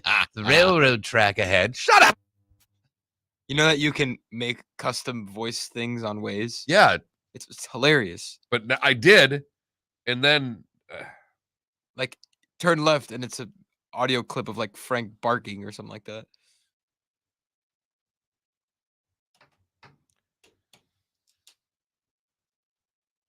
there we go. Kate is gone. Kate. The Formula One just ended the Russian Grand Prix contract. 30 seconds. Interesting. I thought that was old news. It just came 1 minute ago.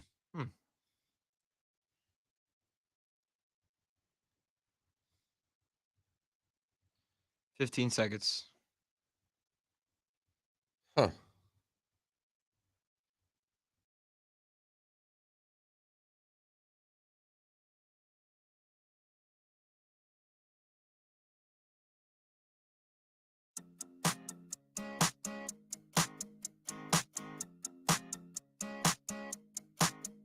You're listening to Miller and Moulton, exclusively on the Florida Sports Network.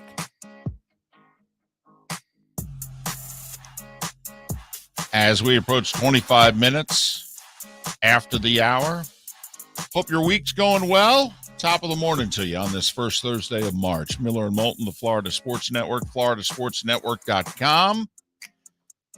We put some columns, some thoughts about life in the pursuit of happiness at floridasportsnetwork.com. We also post our podcast there about an hour or so after the show by late morning. If you miss anything, they are posted, floridasportsnetwork.com. millermoulton.com is a backup. So check it out if you haven't already. floridasportsnetwork.com and available on Twitter at FL Sports Network. Our poll question again, if you missed it, talking quarterbacks. Interesting question, though. It's an interesting question, and right now, none of the above is just slamming the vote with 80% of it. And I would just, all right, do the question first. Which QB would you sign to a big money, $35 million a year extension? Lamar, Baker, Kyler Murray, none of the above. Baker doesn't have a vote. There's not one person that would sign Baker to an extension. Now, you got to remember, $35 million sounds like a lot of money to you. I can argue it's cheap. Got to remember, you're locking them in for 5 years. Dak got 40 now. Mahomes and Josh Allen are 45 and 43 respectively. You're locking them in at 30. Deshaun got 39 for 4. It kicks in beginning this year. You're getting your franchise quarterback, I don't want to say on the cheap, but by NFL upcoming salary cap standards, wouldn't you agree your quarterback would be, quote, affordable at 35 for 5 years on average? And remember, affordable to cheap. Okay. No, I mean, by the end of it, you'd be damn near having a quarterback on a rookie deal. I mean, think about it. Lamar this year is making $23 million. Right. We're talking extensions now. So it's right. But I'm saying to the audience that you're getting Baker and Lamar for this year at their 5th-year option price, and then you're tacking on the 5-year extension. That's 23, 24, 25, 26, and 2027. You know, an interesting poll question, if you were Lamar, would you sign that deal? And I'll bet you his answer would be hell no. No, but I bet you our audience's answer would be 80% yes. I actually think we might have wanted to put, and I'm not, just kind of paid, 40 million would be a more realistic number per year because that's Dak's number. But what's interesting is we lowered it to 35, Right. and most of the audience is like, hell no, for any of the 3. And then once again, this is the game that we play with our audience. Okay, you're not happy with your guy. So who you replacing him with? And, okay, San Francisco has said that Jimmy G is available for a trade. Right. Green Bay has said Aaron's not. Whether that's true or not, they have come out and said, we're not even getting offers. And we never said we'd trade him. So again, and Russ doesn't look like he's going anywhere. I know all these quarterbacks were moving. Well, and they came out at the combine and said, could you guys just stop it with the whole, we are not trading Russell Wilson. Get it through your thick heads. So a couple of months ago, we were of the opinion, or at least some people were of the opinion, that Aaron Rodgers, Russell Wilson, and Jimmy Garoppolo were all going to get moved in the offseason. Today, it looks like it's more likely that Garoppolo's the only one moved. Aaron Rodgers could still get moved. I'm not saying this is set in stone, but right now, wouldn't even you agree that it looks like one of the 3 is moving more than likely than 2 of 3? Well, deep down, I still believe Aaron's leaving, but I know deep down, but on the surface today, yeah, that's all I'm asking. Right. I'm not asking your conspiracy theories at the moment, Mr. Moulton.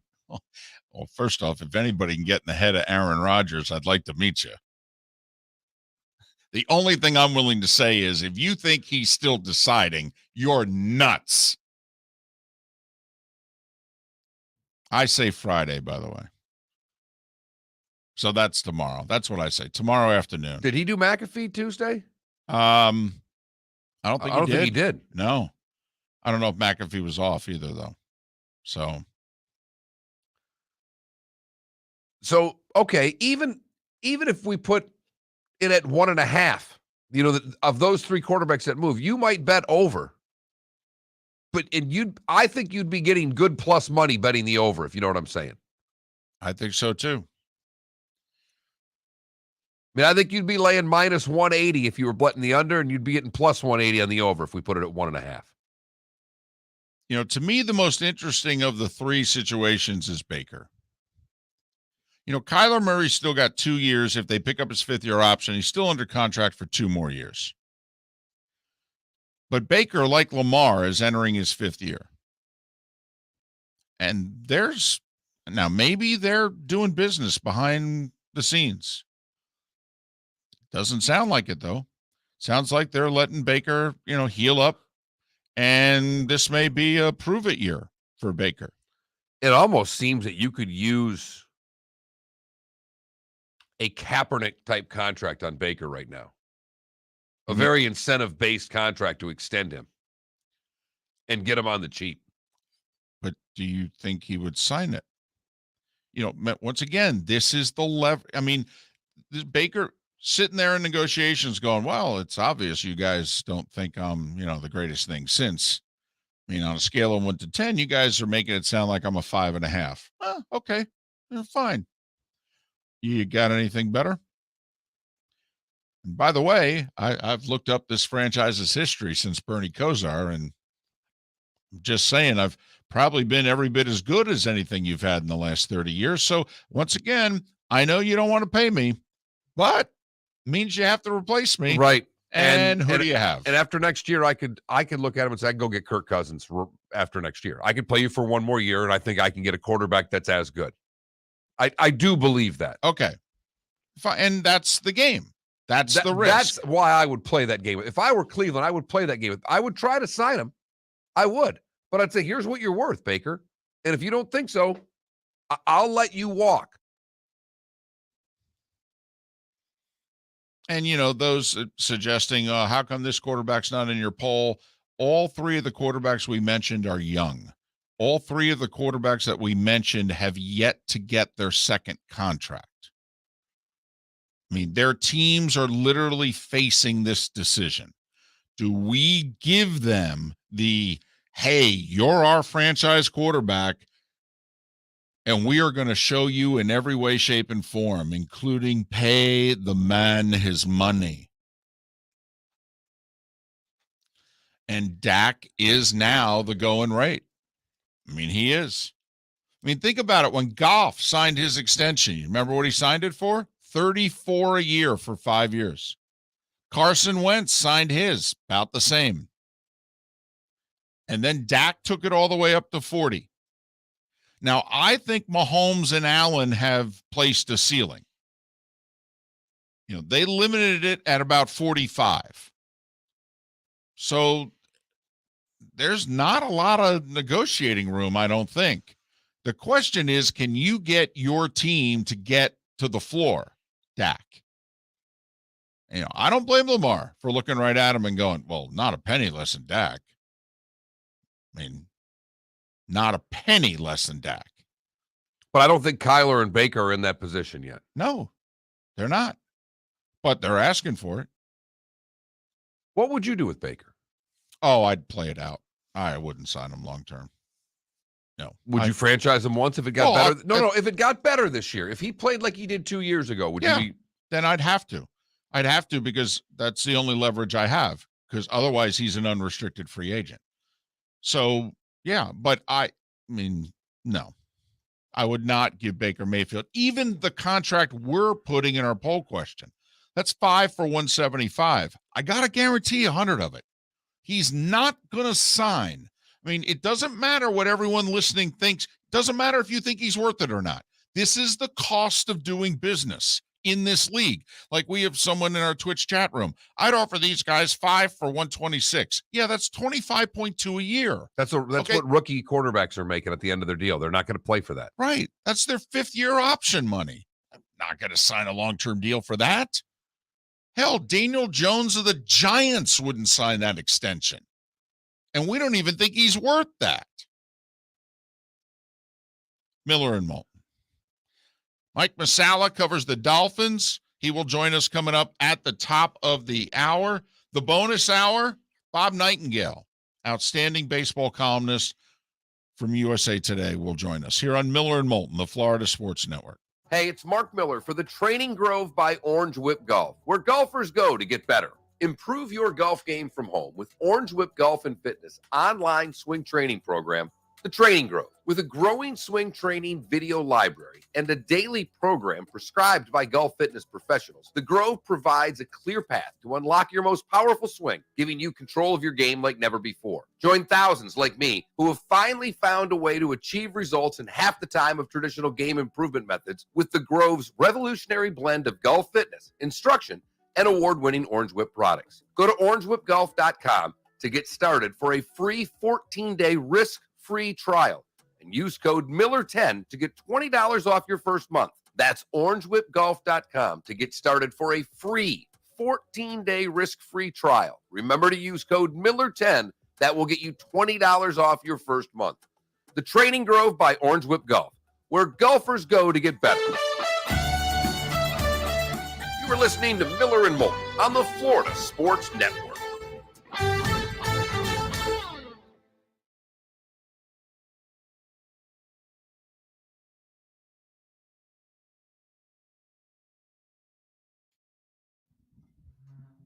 Yeah, you guys are impressive. Go to Barstool to hire somebody. Have you seen? I mean, you guys are aware of like the budgets we have, like the non-existent budgets we have. No, he's just saying that We had to Barstool- con Felipe to work while he was in college. This is actually an internship. He really isn't getting paid. What he's saying is Barstool has a lot of attractive young women. That Yeah, like sports. I got that, but they're saying we should go to Bar. They literally, the suggestion was, why don't you go to Barstool to hire someone? Right, because they're going to leave New York to come work in geriatric hell to come work here. Well, I'll tell you what. Portnoy's moving to Miami. It doesn't mean Barstool's moving to Miami. It might. No, Barstool HQ in Miami. not a chance. Not a chance. It's The because there's headquarters not of the sports world. betting. Yeah. The headquarters of the world are New York City. Wait, is sports betting legal in New York? Yes. Yeah. Yeah. Until sports betting is legal. It doesn't matter. He's not moving his operation out of New York to Florida. And DC, the reason we didn't add Cousins to the polls, he doesn't fit the criteria. Kirk Cousins is what, 33, 34? We're talking about guys in their mid-20s here and then getting their second contract. Cousins got a rookie deal from Washington. He's had 2 contracts with Minnesota. So Cousins is looking for his 4th contract. Trubisky took the offer because it's the only one he had, DC. He wasn't starting anywhere. You're comparing a guy who's been considered a bust, who's now going to get pretty good money. He might get the numbers you talked about. He might get I don't think it'll be 5, but he might get a 3 for 80, 3 for 90 type contract with a year guaranteed. Well, that'll be interesting if he gets that, because I think teams are going to try to get him on the Tannehill contract, which was 7 base and incentives when Tennessee acquired him. Which was 4 years ago. Yeah, he's done 3 in Tennessee, Right. Yeah. So, so double that just to even get started. You think so? I think so. So 14 plus incentives, 12 plus incentives.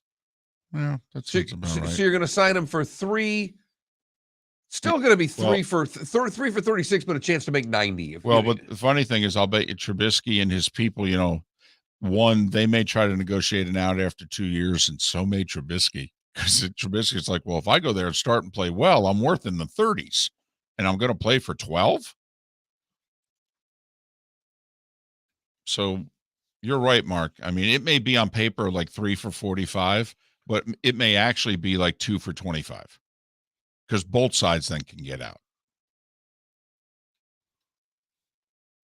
This is Indy. Mitch to Indy, most likely. Mitch to anywhere. If you're Jimmy Garoppolo and Pittsburgh and Indy offers you the same, They can't. He's under contract. Jimmy? I thought he was Yes. a free agent. No. People have to. No. Garoppolo has a year left. Oh, Trubisky's a free agent. gosh. You don't have to do the pooping face. Well, we've only mentioned this for a month on the bleeping show. Do you know how many people I have to remember are free agents or not? There are 3 quarterbacks. Okay. Gosh. Jimmy Garoppolo, Aaron Rodgers, and Russell Wilson. They are all under contract for next year. Okay. That's a lot to comprehend. No, it's really not.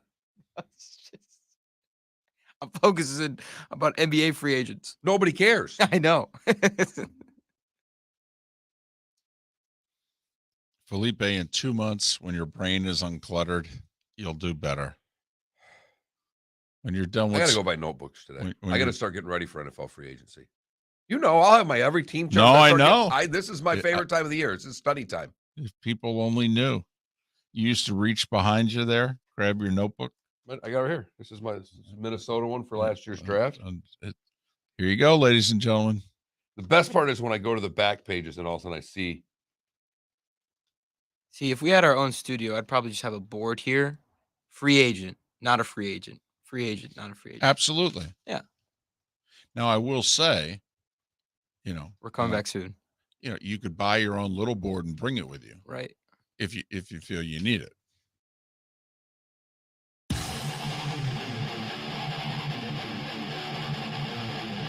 You're listening to Miller and Moulton, exclusively on the Florida Sports Network.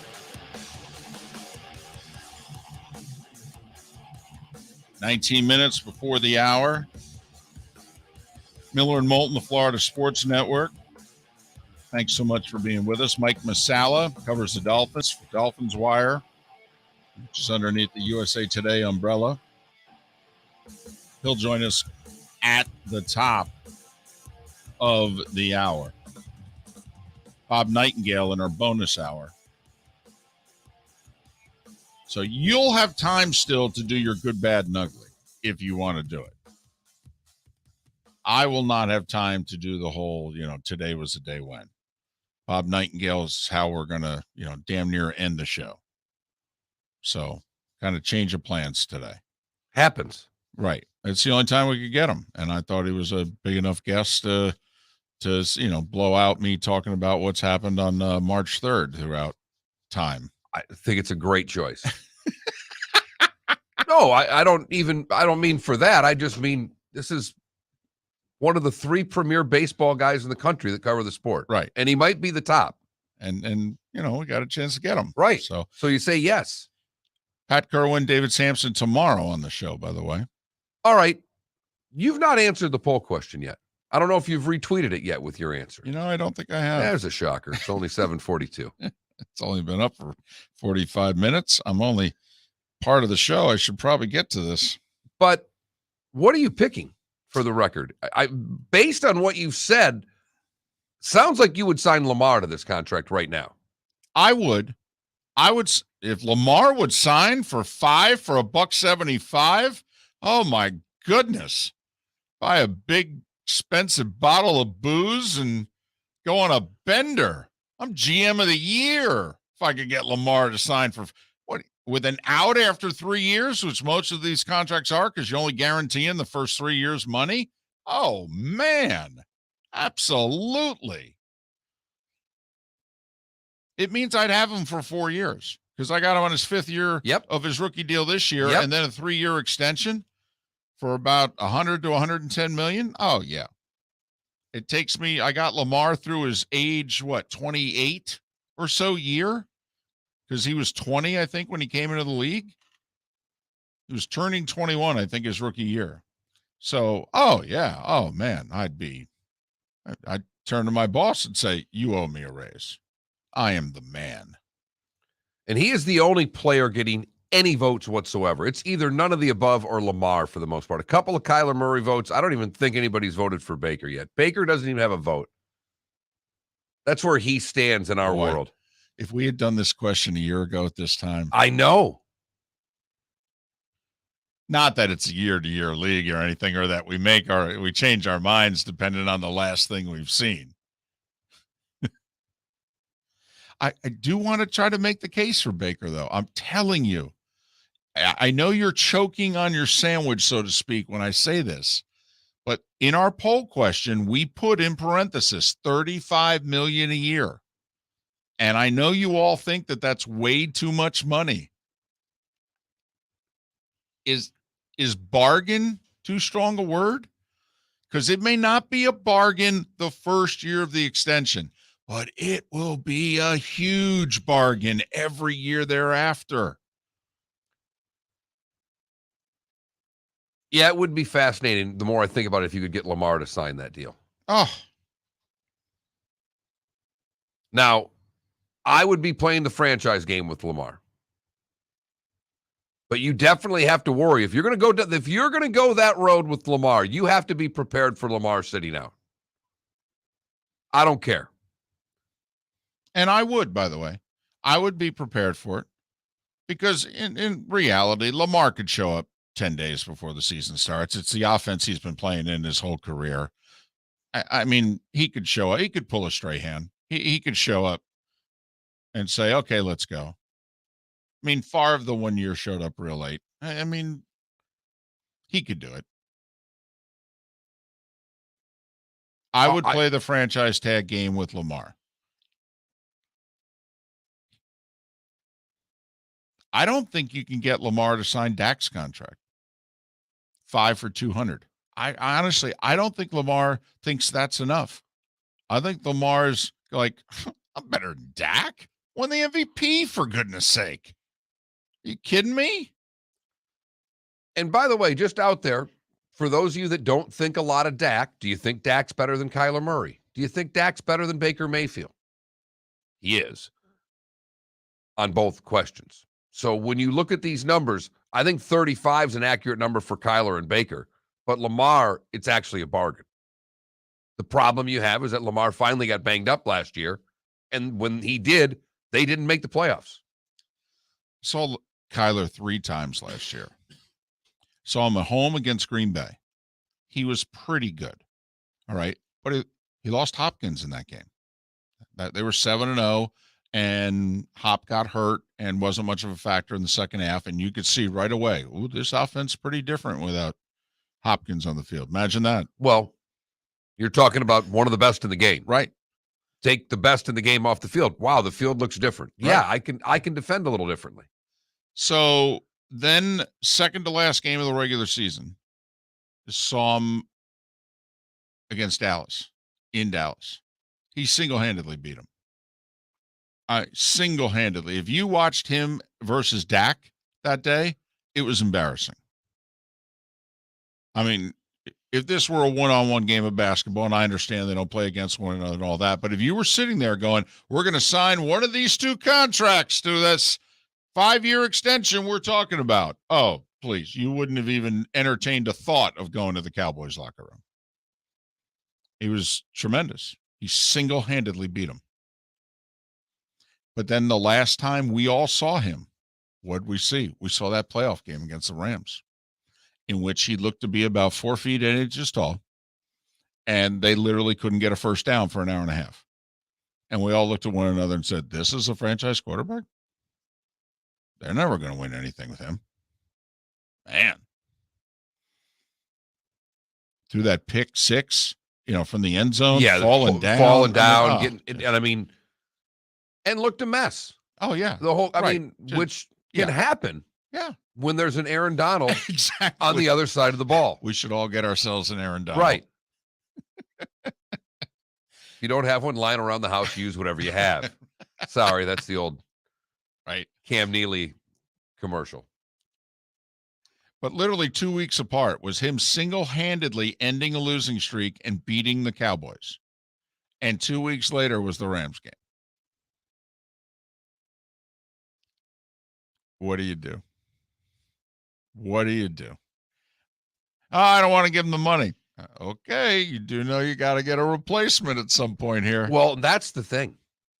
I mean, that's the part of this that I think we went through this exercise last year, and it seemed that a lot of teams were a lot more sure of themselves at quarterback. Right.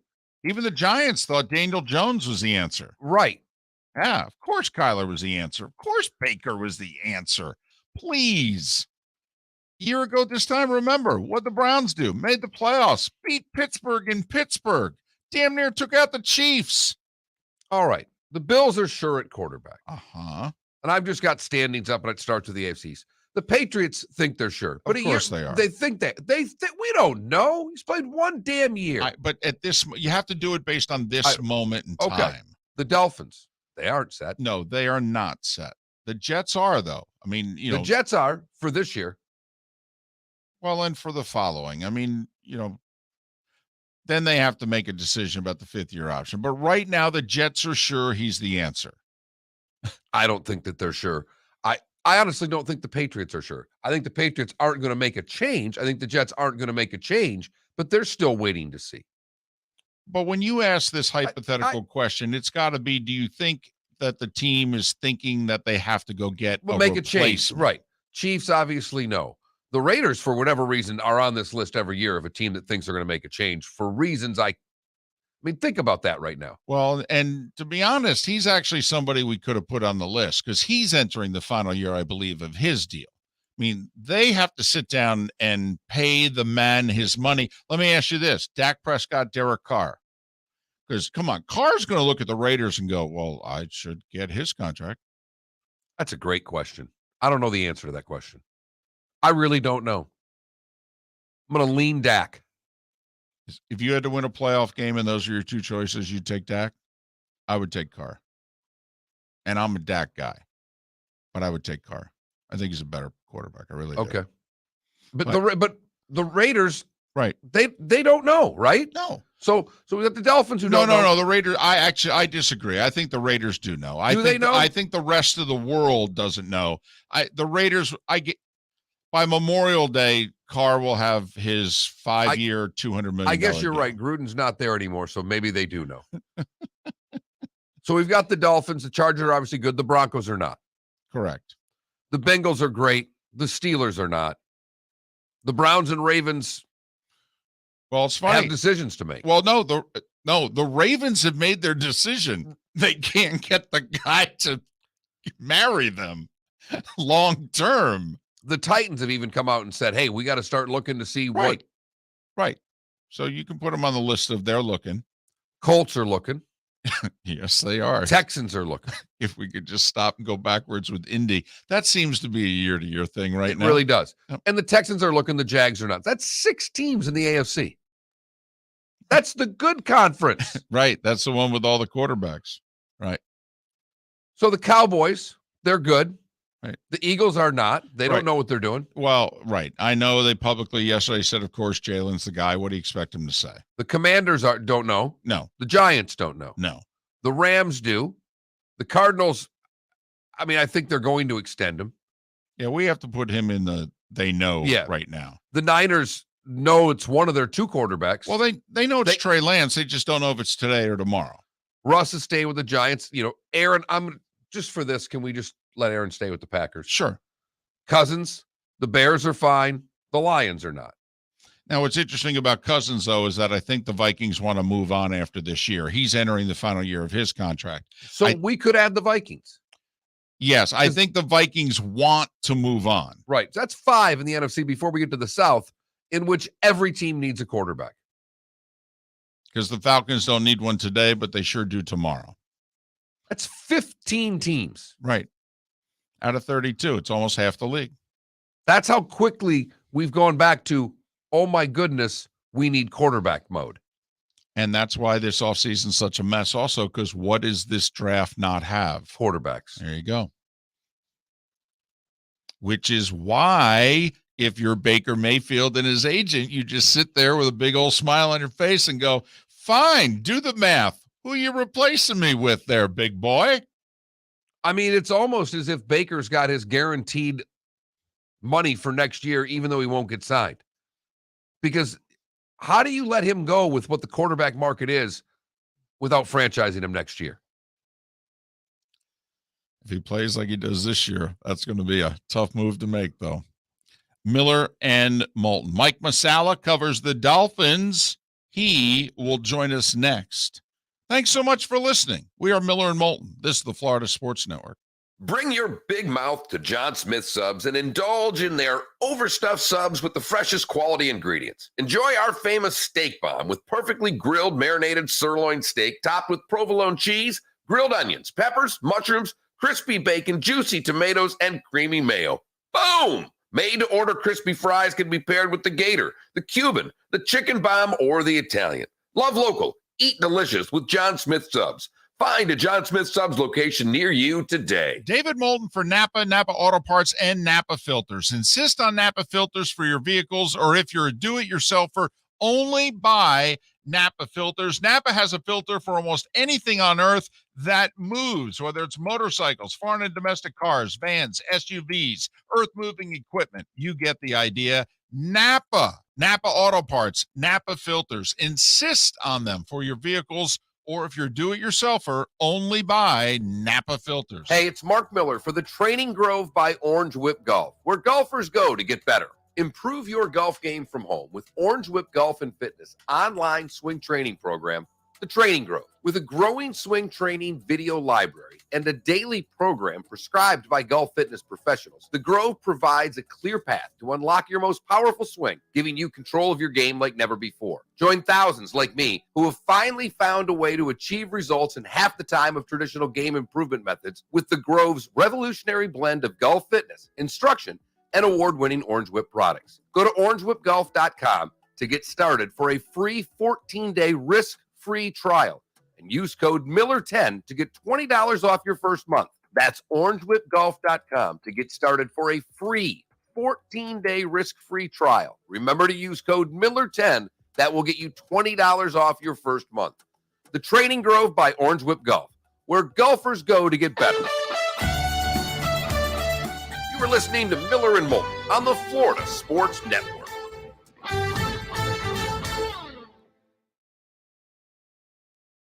Drew Lock, Carson Wentz. Well, I understand what you got to decide.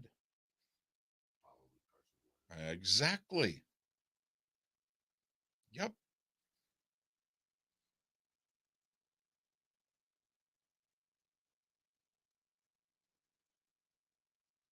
Probably Carson Wentz.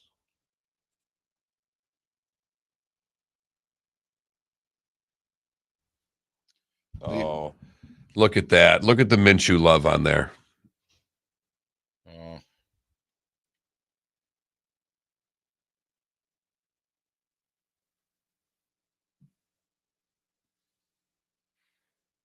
Yeah, here you go. Did you see this ending? Yeah, I did.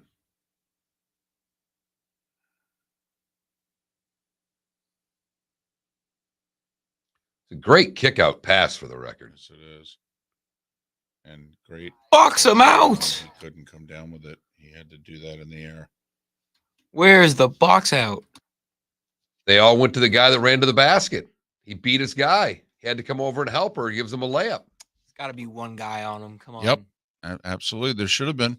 Just one guy. But the guy moved over because he beat his man going to the hoop. Right. Right, but run to a body to box out. Well, the guys. Oh, I do love soccer goals. Oh, wow. That was a rip. Is that Messi? I don't No, know. it wasn't messy. I don't even think that was that league. Oh, nice. Jalen Green. Athletic and not much else. Boy, Dakota had back-to-back blocks Tuesday that were like, whoa. Yeah. We had people saying he was playing volleyball out here. Ooh, that's a hell of a save. That's smooth. They're the powder blue jerseys. Oh, That's Those Florida are State. Awful. That's Florida State in the blue, by the way. I know. Thank you. Oh my Thank you. God. I Weird. know. it's a tribe thing. It's a tribe thing. Sorry. Got to say to the tribe, we got to change this. I'm sorry. I mean, It's a very simple rule that the old guys have. I know, but When you turn on the TV, if you can't identify them, it's not a good uniform. Look, what if they made the court blue? Look they're doing it for the money like everybody else is. They have a great relationship with the tribe. The tribe wants them to wear those jerseys. They're going to wear the jerseys. I think it's ridiculous for a senior to have to walk out into a jersey and his mom doesn't know what team it is. Right. And that's the picture they take and they give to us. That's and I the got to picture. hang That's for the 50 picture I got to years. hang in my house for senior night. He's not wearing his home Florida State jersey. I'm offended. I'm not being a jerk here. I'm offended. Like, right, make it like an early season thing. Yeah. Got it. I hear you. Every time you play whomever, Florida A&M for one of those early games, you knock yourself out. But senior night, I need to be on my home whites. That is a reasonable complaint because, mind you, Notre Dame was wearing their whites. They look like the home team. Did you give him the number for this guy? Yeah, it's on the text. Okay. I'm gonna Well, call him right now. he's over there. We got basketball going on, so he got excited again. That's okay. It's okay. Doesn't take long.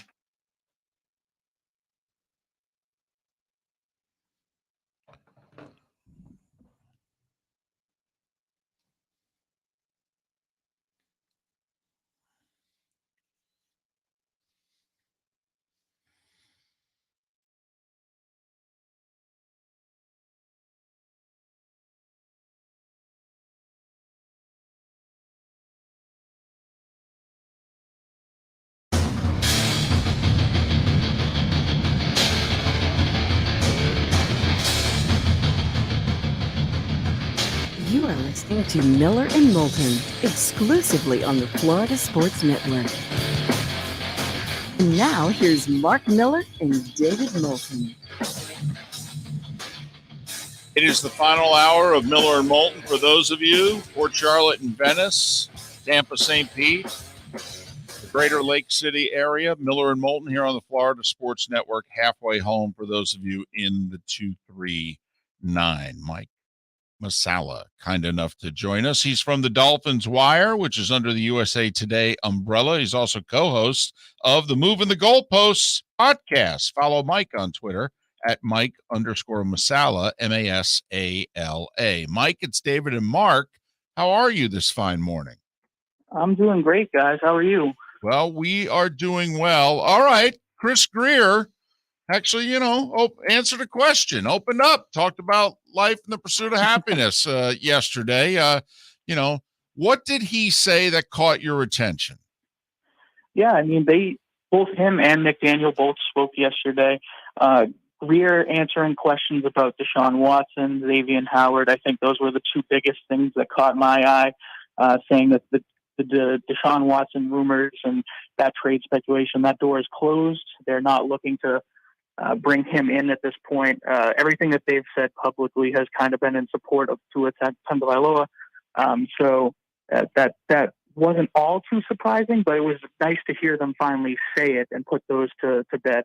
And then the expectation that they believe Xavier Howard's going to be back this upcoming season, and they're going to do what they can to make that contract work.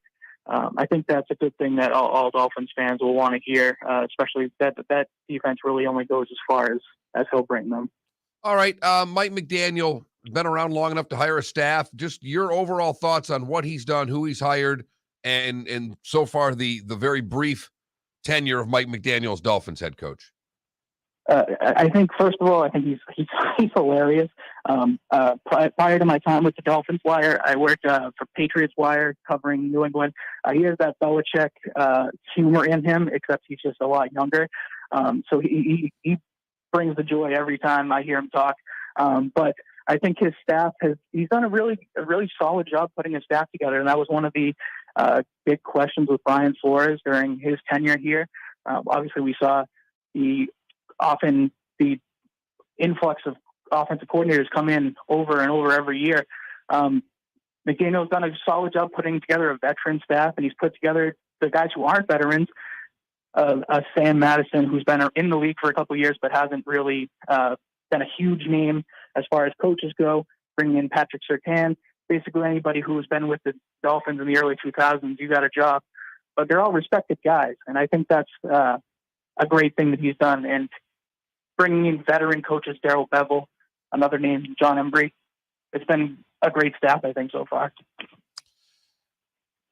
The Dolphins' personnel choices going forward, do you think Gesicki fits McDaniel's eye? I mean, McDaniel would acknowledge Gesicki's a terrific player, but it doesn't necessarily mean his skill set fits how McDaniel wants to run his power running game based offense. Do you think this is a divorce waiting to happen?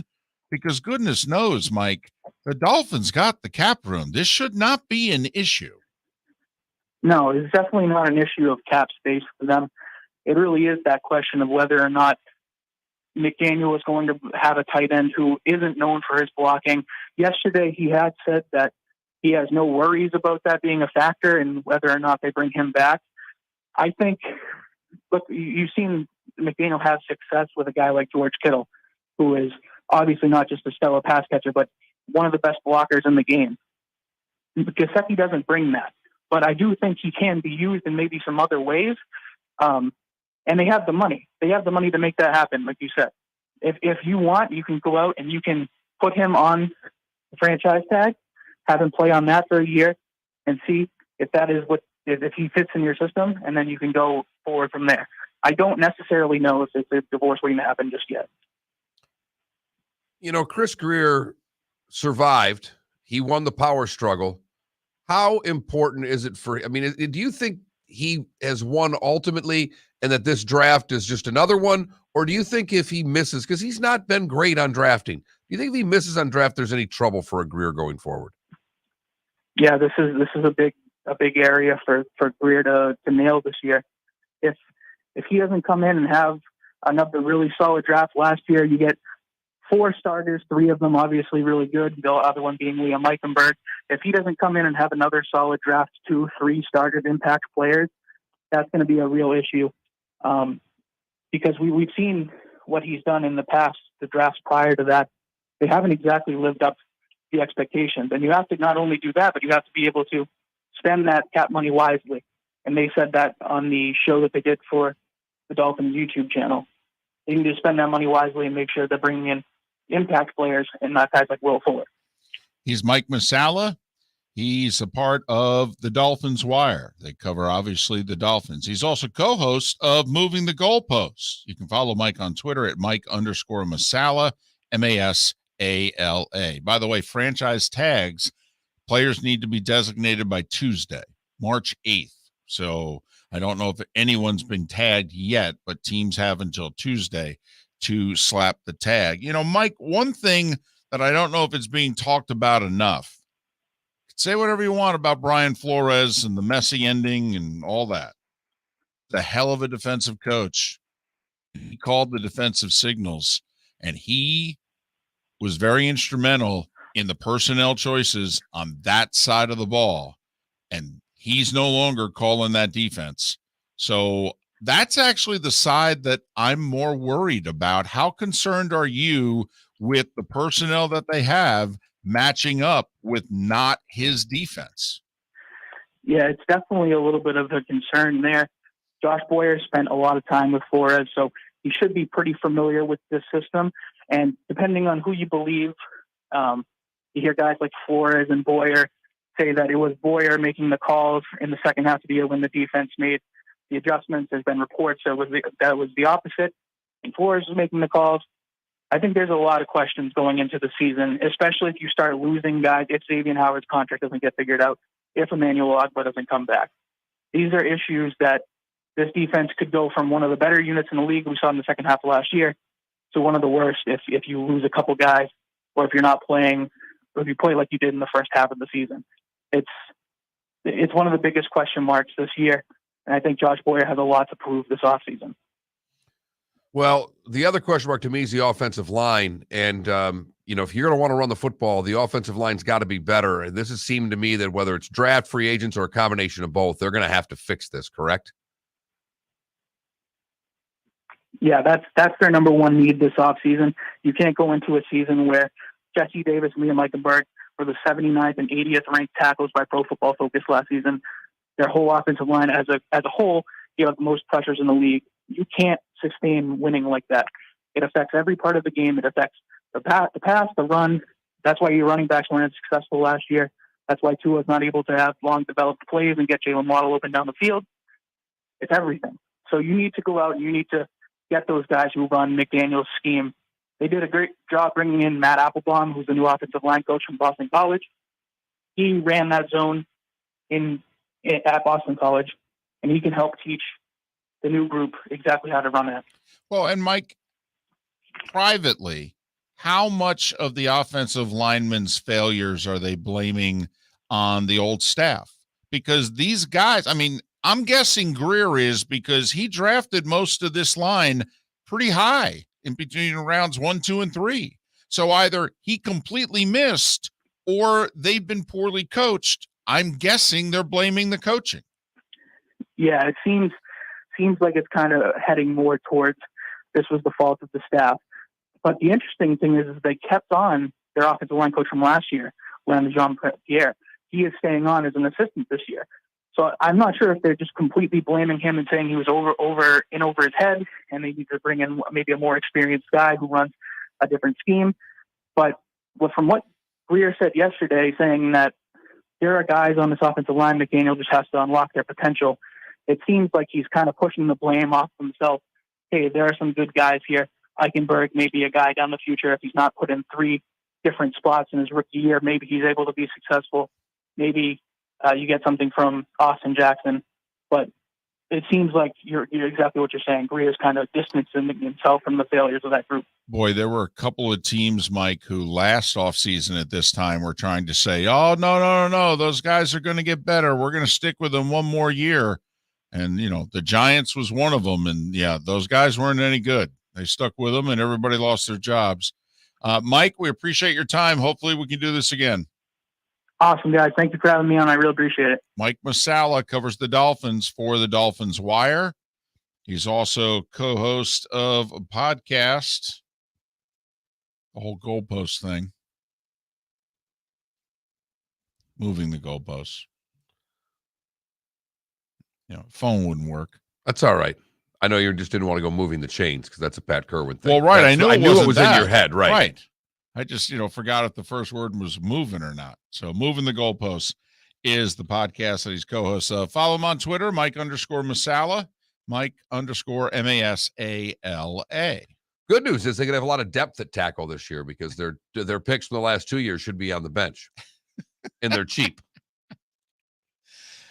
In theory, they should spend that money on the offensive line. They should. They should not trust that these guys are good players masking as bad ones being held back. Sorry.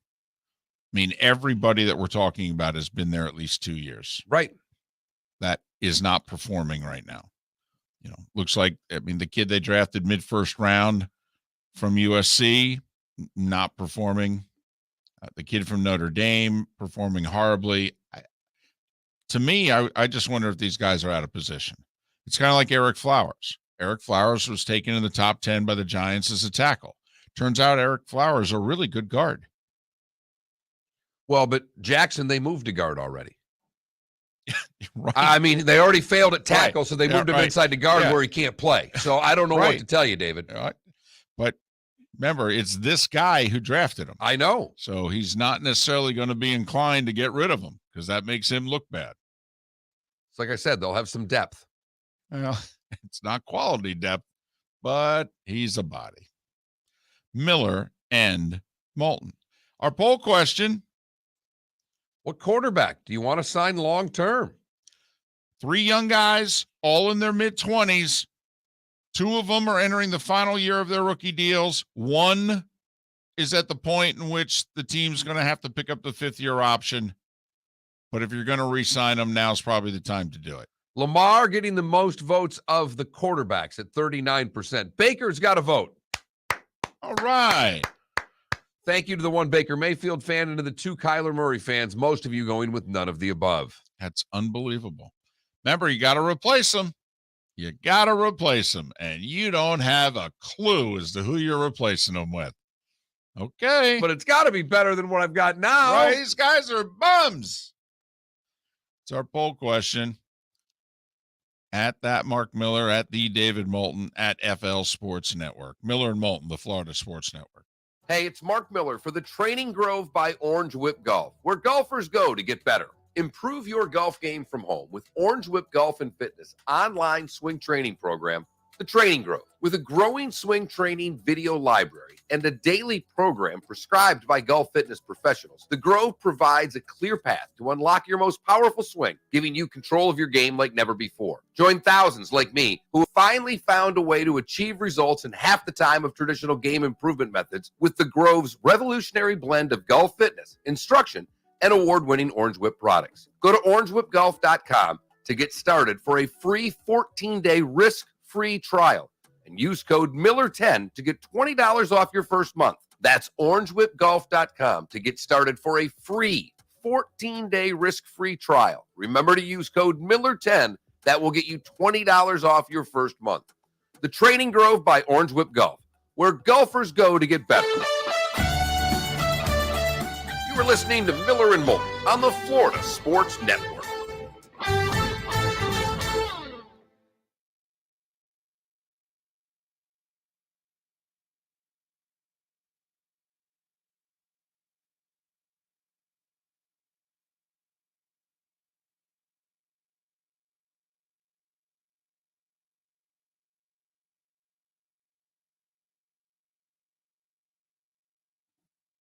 Phyllis just tweeted out An article of Duke adding Billis. The article thing is Duke menu adds Billis. Throwback Thursday, a reminder that Coach K has made at least one colossal recruiting mistake. He's not perfect.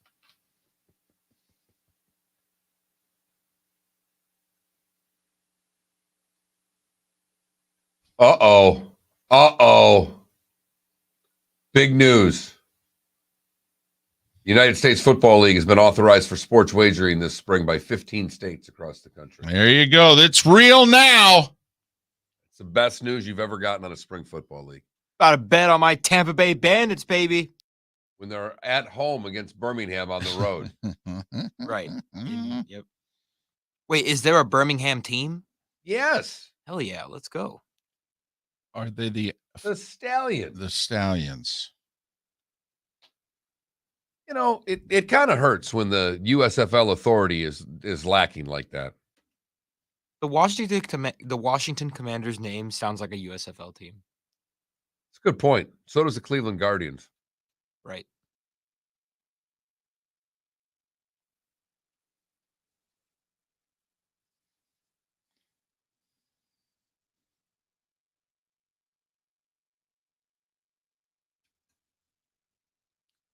What if they brought back the Senators name? Wasn't that a baseball team? Oh yeah, the Washington Senators. Washington They moved Senators, to unfortunately though, they're part of now the Texas Rangers. They moved from there to Arlington. Got it. So the Senators became the Rangers. So the Rangers probably have ownership of that name. Yeah. Damn.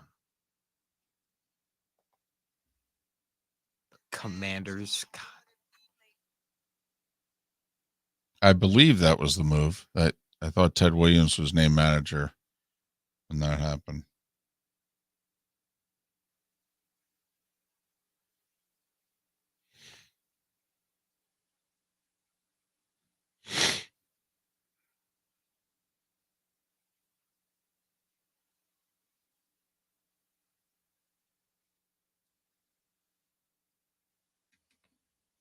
I was in Miramar Outlets yesterday. I walked into Lids.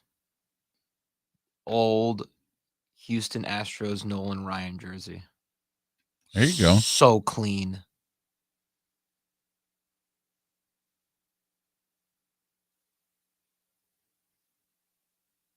There you go.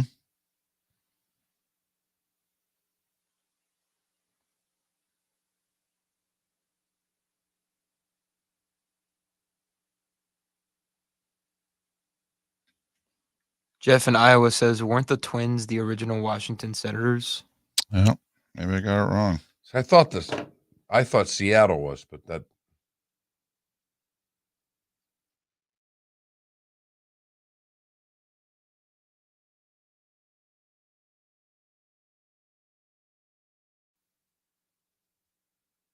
Now known as the Twins. But there's something with the Rangers too. Hang on here. Let me. So yeah, who were the Rangers then? I thought they were Washington. They're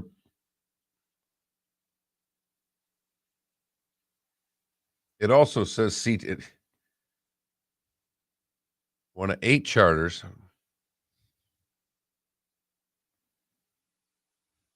Yeah, you're right, because the Rangers were established in 1961.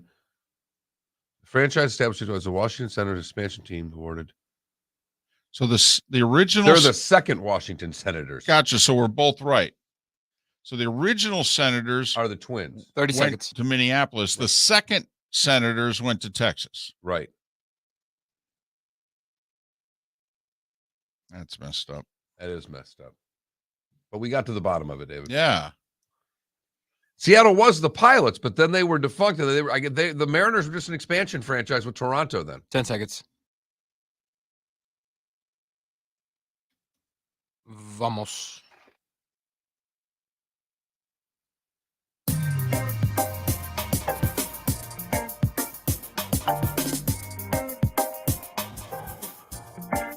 Welcome back to Miller and Moulton, only on the Florida Sports Network.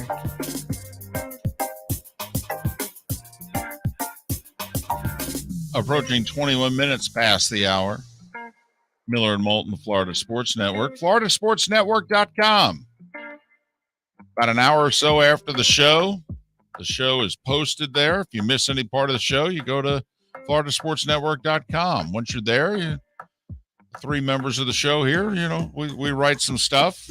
You may be interested in what it is we're writing. Usually we're talking about at least something that was brought up on the show. Usually. Not that commercial break. No. Exploring the history of the Washington Senators baseball team is what happened during that commercial break. And there were two Washington Senators baseball teams. The original Washington Senators, the team established in 1901, is now known as the Minnesota Twins. Then the Senators were awarded a second expansion franchise. That team is now known as the Texas Rangers. And amongst all of that, the Seattle Pilots moved to Milwaukee to become the Brewers. Right. That was the last commercial break. Right. The Pilots had to move to Milwaukee because Milwaukee lost their team to Atlanta. Right. Right. The Mariners and Blue Jays came in 76 expansion. Correct. And there you have bad 1960s and 70s baseball franchises. Making it all the way into the 8 o'clock hour. There you go. Wow. That's why you should follow us on Twitch. Subscribe. The Miller and Moulton Twitch.tv channel. I just looked and we didn't lose 40 followers, so I guess something was positive there. And folks, that's it. That's all the baseball you're going to get because they ain't doing nothing. They ain't talking. They ain't meeting nothing. I will say the first executive talked yesterday. Since the lockout, basically the commissioner said to GMs and owners, don't talk.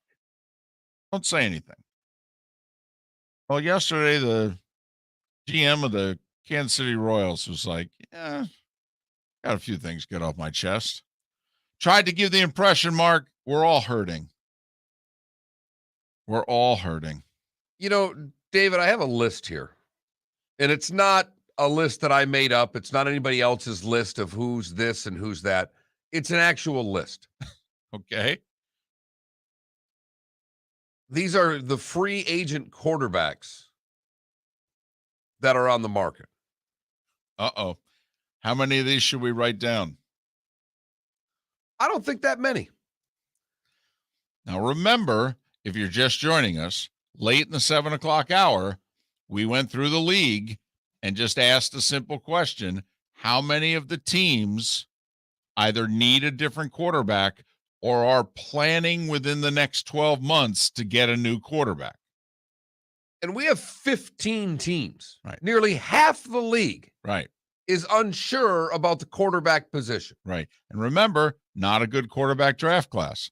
So if you want to replace your quarterback in the next 12 months, you either need to go sign a veteran now or wait for next year's draft class and hope you can get your hands on somebody. So here we go. These are your 2022 free agent quarterbacks. We get game show music going on. I kind of wanted it. I kind of wanted some let's make a deal, something. If he is playing, Ryan Fitzpatrick is an unrestricted free agent. If he's playing, I really think he's going to Buffalo.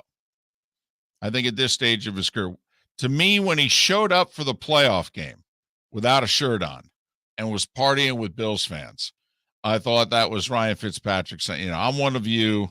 This is where I had my best stretch of play in the league. This is the franchise that I'm most connected to. And I hit, what's he, 39? Something like that? He's 39. So, if you're Fitz, would you back up Josh Allen? Which yes. right now means you don't play. Right.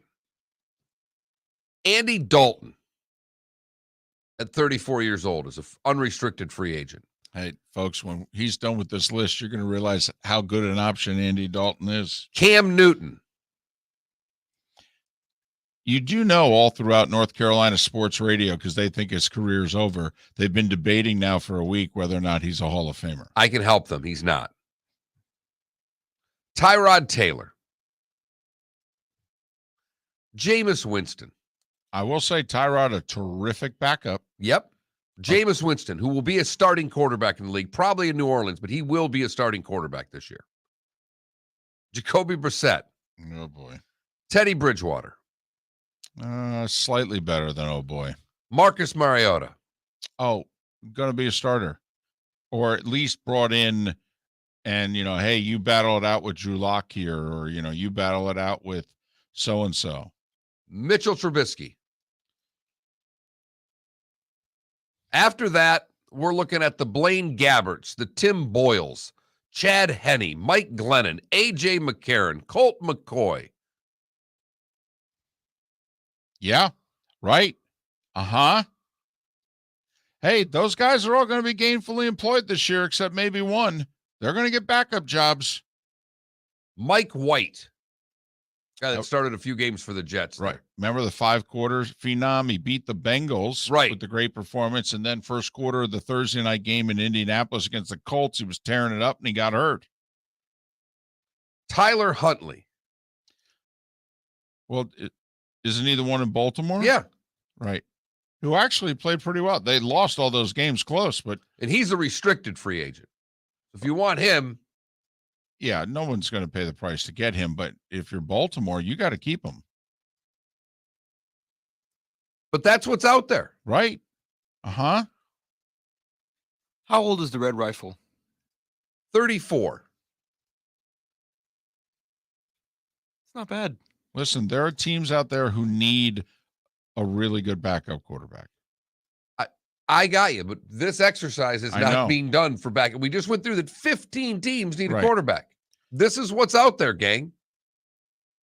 Now, I don't think if you're Pittsburgh or Indianapolis, you can sell your fan base on bringing in an Andy Dalton, a Tyrod Taylor, somebody like that. But you could see where, once again, probably the loser in the Jimmy Garoppolo sweepstakes. I mean, because the belief is there's 3 to 5 teams out there that want Jimmy Garoppolo as their starting quarterback next year. Well, obviously, you're going to have a few teams that are disappointed. Don't you think then that Trubisky and Mariota jump to the top of their free agent signing list? Both are unrestricted free agents, is my understanding. They are. Trubisky or Jameis? I mean, Trubisky has gained all kinds of credit for not playing last year. Right. Trubisky or Jameis? If you could see the look I'm getting from David Moulton, he hates. This is a question that he hates. Well, I do hate it. Because there's not a right answer. And neither of them are good. Well, answer. no, I'm hating it because I never thought in my adult life that I would say Mitchell Trubisky with that question being asked. Winston or Mariota? Which is I know so ironic because they went 1-2 in the draft. Deep down I'm a sucker for Jameis. You and I both are. Turns it over way too much. I actually hated watching him play this year. Saw him twice in person, was there when he got hurt. And, I felt like I was watching a Teddy Bridgewater type quarterback. They had him so reined in. They weren't letting him, let it loose. I mean, he's got an arm, man. He can make all the throws. And you could tell he was like under instructions. You are not to throw the ball more than 8 yards beyond the line of scrimmage. Which, if he doesn't go back to New Orleans, is part of the reason why that he thinks he is better than what they allowed him to do. Right. I know it's going to be a different coach and not to mention that team could be bad next year. I'm going famous Jameis. Listen, here's the funny thing. There are a lot of people listening right now going, no right answer, no wrong answer. I think a lot of people are going, there's a lot of wrong answers, but there's certainly not a right answer. Boy. Twitch chat seems to think Winston over Mariota. I'd take Jameis over Marcus Mariota. And he's taken Mitchell Trubisky because he doesn't know how bad he is, and he knows the floor of Jameis. Well, it's because if Mitchell Trubisky goes to the right situation, he could be really good. Could be. Listen, Mariota and Trubisky have the better athleticism that they will make plays with their legs. Jameis is not an athletic quarterback. He's a pocket passer. He's clearly the best thrower of the three. Clearly. Not close. Trubisky has a strong arm. He doesn't throw the ball like Jameis. I would probably take Jameis.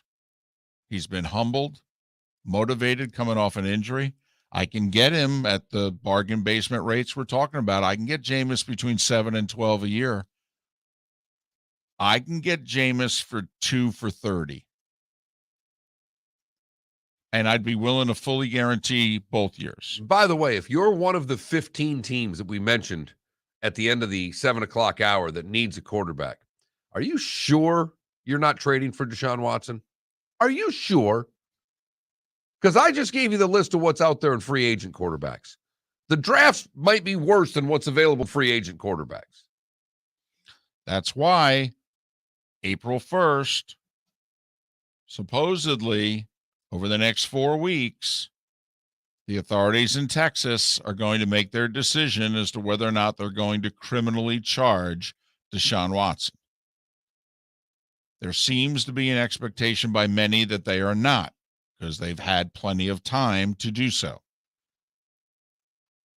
If that's true, I would think then Deshaun gets moved, and he gets moved pretty quickly in April before the draft, and he brings in at least 2 first-round picks.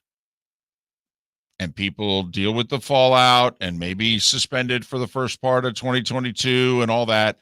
Remember, he's 26, and he's under contract for 4 more years. This one and 3 more through 2025 at an average salary cap hit of 39, which is a little less than Dak's hit.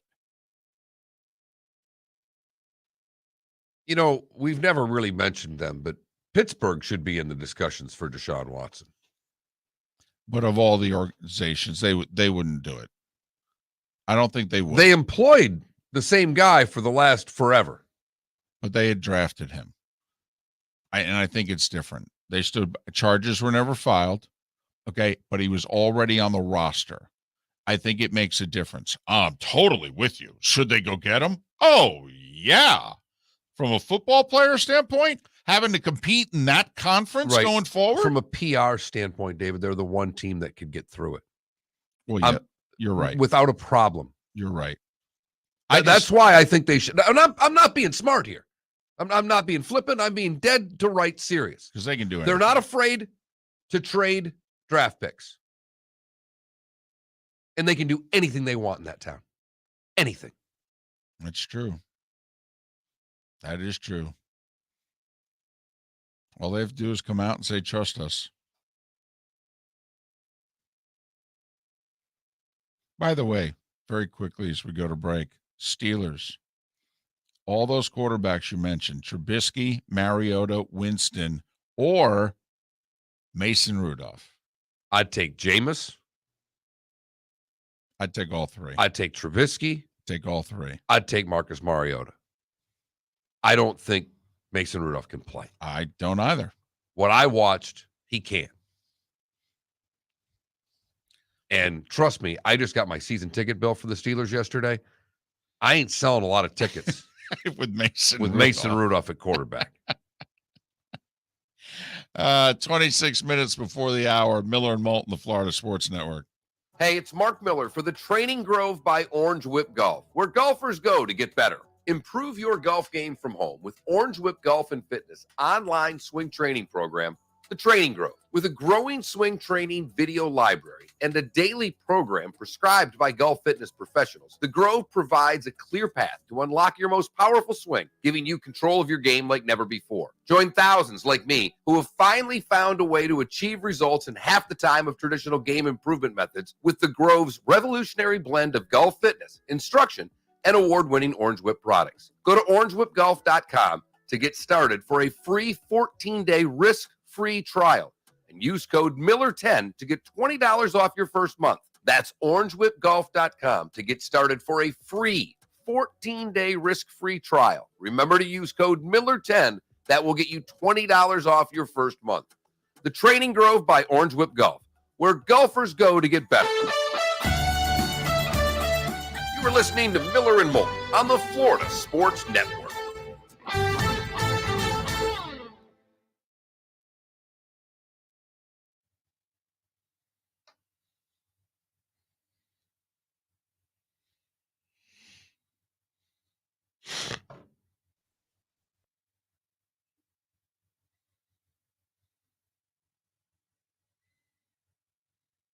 Oh, I'm gonna have to step my game up. I still get to play the Fort Friday, which is great. Still get my caddy free round. Oh, cool. My practice round. I love playing the Fort. Although I'll have to use tees again. I haven't used a tee much lately, David. I just did 3-wood off the deck on the tee right now. Me and tees have a very unhealthy relationship. But I can't imagine the tees at the Fort are going to look quite like the tees at ECC, David. No. I can't imagine. It's tough to find grass on these tees, would be my guess. Yep. I think you're right. I love it. I don't know who Dave McCormick is, but Dave's running for, I think it's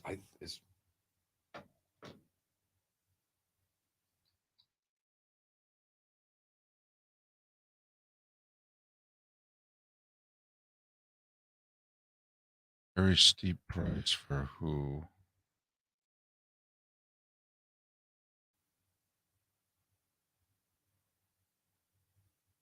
Yes, by the way, Deshaun is getting paid during all this.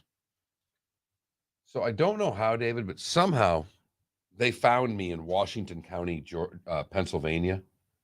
And Dave McCormick, who's running for something, has got a meet and greet today. This is the third text I've got on his meet and greet. I don't know if I did something when at my mother-in-law's. Right. Because it's in that area of Pennsylvania. And I get the biggest kick out of their texting me to come. He's like, Dave. Do you think maybe he's paid the Steelers for their mailing list? It's my wife, not me. Oh. That's what I thought too. Because literally the bill came to Eve yesterday. Klecko, okay, here's the thing about Brady. If you're the Tampa Bay Bucks, why would you ever trade the rights to Tom Brady? Forget what they've already said publicly that they wouldn't. But why would you?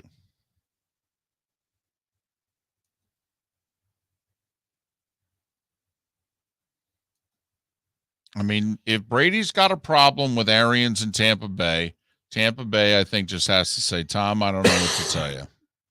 Either get over it and play here, or you ain't playing elsewhere. Not this year. We ain't trading you. No, my cell's under my name. I'm telling you, I don't know what I signed up for. I don't know where I got pinged when I was up there. But every once in a while, I get the vote for me text from people in the, southern Pittsburgh, in the South Hills, Pittsburgh area. There, Yinzer, right there in them South Hills. Yeah, what you're doing there, Den? Going over to the creek. Have a couple beers. It's all right there. What was it again? No, can't do it. No. Can't do it. No, you stop.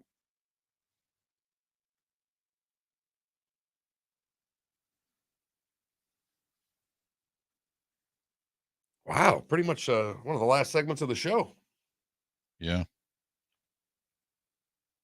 You got 2 left. I know.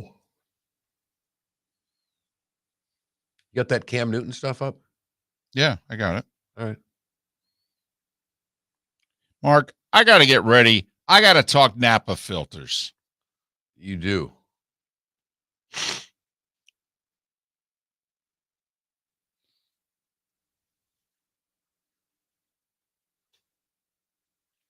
It is bad business. Because think about it, then other star players would say, I'm going to retire. And basically that's their way of saying, trade my ass to where I want to go.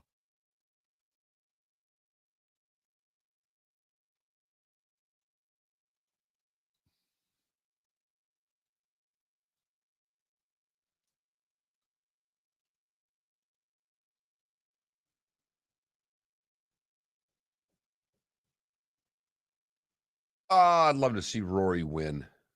Holy Toledo. 10 seconds. Oh, sorry. I read that wrong. I think it's right. Tom. Almost. By the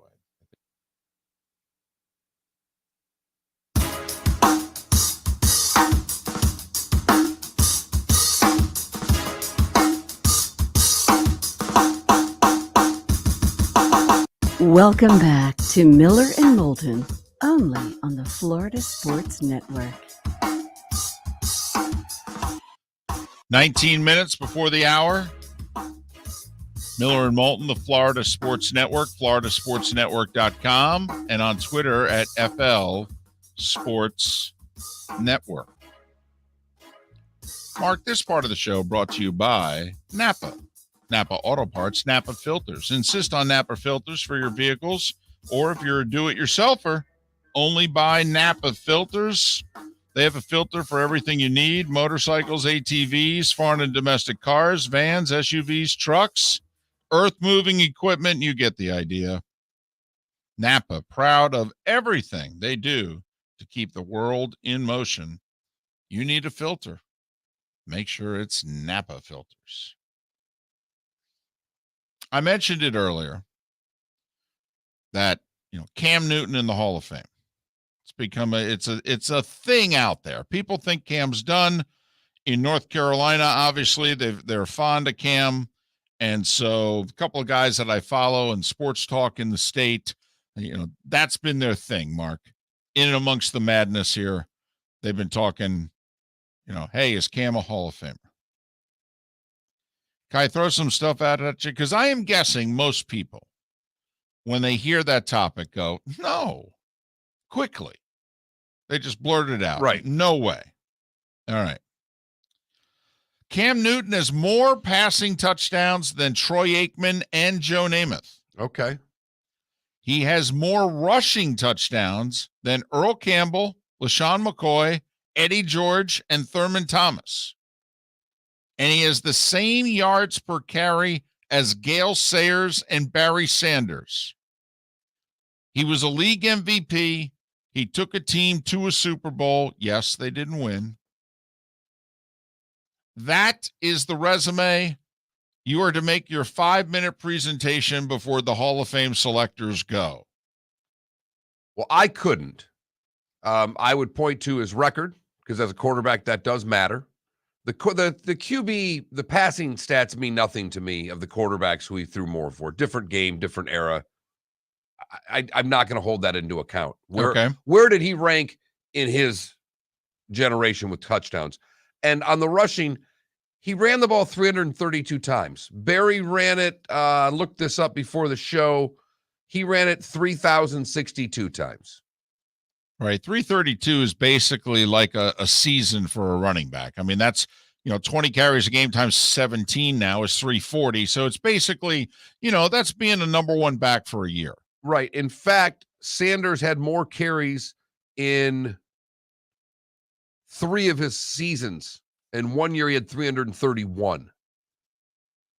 Right. So you're exactly right. But, more TDs than Aikman and Namath, both Hall of Famers. More rushing TDs than Earl Campbell, Thurman Thomas, both Hall of Famers. LaShawn McCoy, Eddie George, not Hall of Famers, not yet.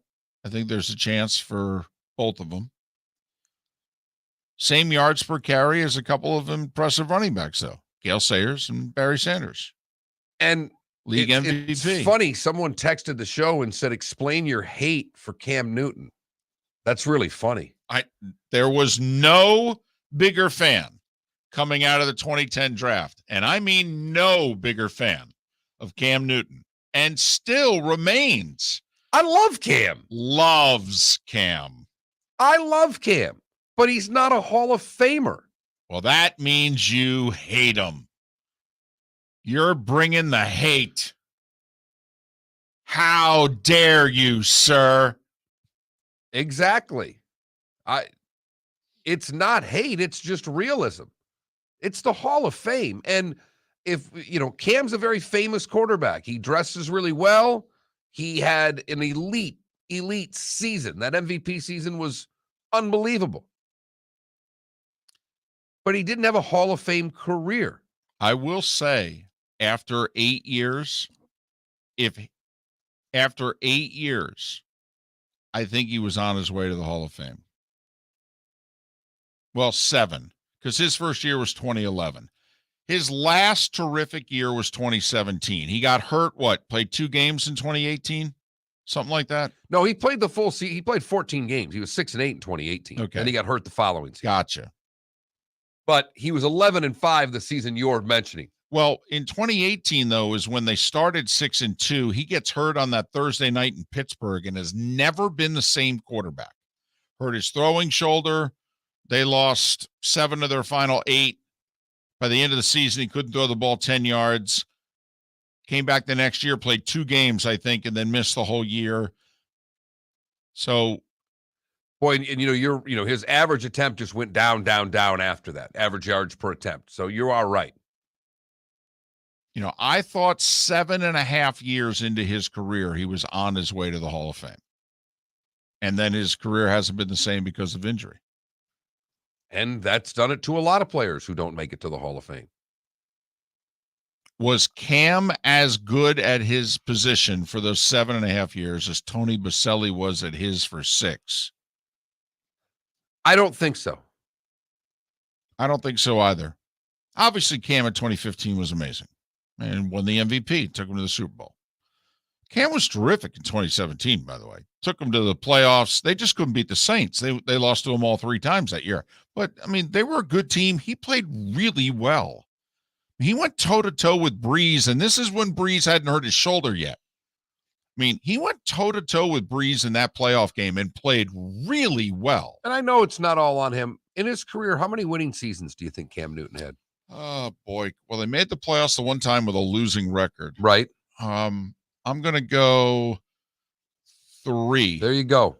14, 15, and 17. 13, 15, 17, but Okay. neither here nor there. He only was a winning quarterback in 3 of the seasons that he played.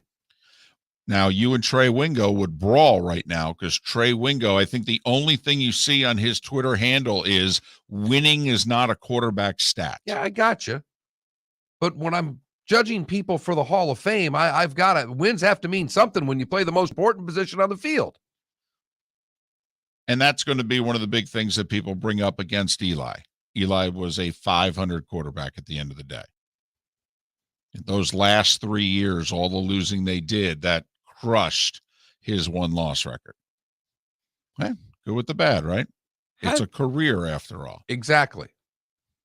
How did they go from 5-8-1 to 15-1?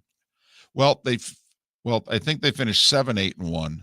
All right, the team did, but they won their last 4 games. They were 3-8-1 heading into December that year, won their last 4 games, and ended up winning the division at 7-8-1. And so then they took what they did in December, and I don't know, did they even win a playoff game? But then they just carried it into the next year, and they go 15-1. So it was, they kind of had a moment in time there, about a 13-month thing where they had it all figured out. So it's not Cam hate. I don't want anybody. I am a huge Cam Newton fan. I like the guy a lot. But I can still like him a lot and say I don't think he deserves to be in Canton. If you're Fox, would you hire him to replace Aikman? Ooh. They're throwing money around now like they got it. Ooh. I'm sure he still wants to play, but great personality. I have no idea if he'd be a good analyst. I don't know.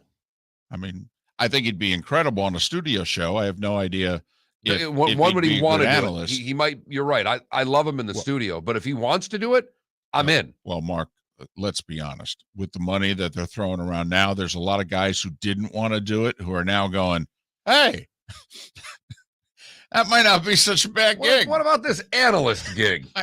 I know I got to work every week, and I've been doing that for a while, but I don't know. They're making it kind of worth it. You are right. It always reminds me. I love the movie The Patriot when the foil in the movie is going to have to do the dirty work, and the general asks him what he wants. He goes, "Tell me about Ohio." It's like, tell me about Tony Romo. I can see a lot of quarterbacks right now going, "How do you get me a Romo deal?" I would. We could all use a Romo deal. So we're negotiating with Cam, the 2 of us. I don't know what you would say at the end to close the deal, but I would look at him and go, listen, if we're going to do this, I only have one condition. You have to dress the way you dress post-game throughout your career. I only want you on the 2 shot with Buck or whoever's going to be doing it. All right. I only want you on camera as Cam at the podium. In fact, Cam, I want to change how we do this because usually it's a tight shot of the play-by-play guy, and then the analyst comes to a two-shot, we call it, Cam. What I want you to do is I'm going to go for the one shot. You're actually going to make an entrance. You're going to walk in that outfit.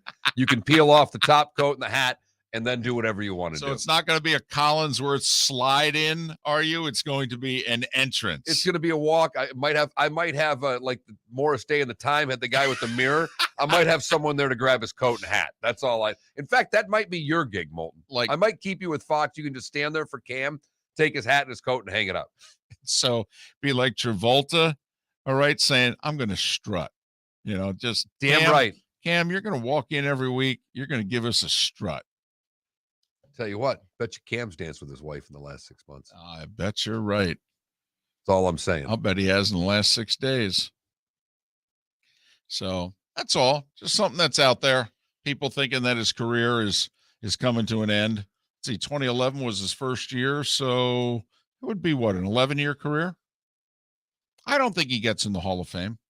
I don't, but that was. I don't even know if he'd make the finalist list. Quarterback who won an MVP, took a team to a Super Bowl.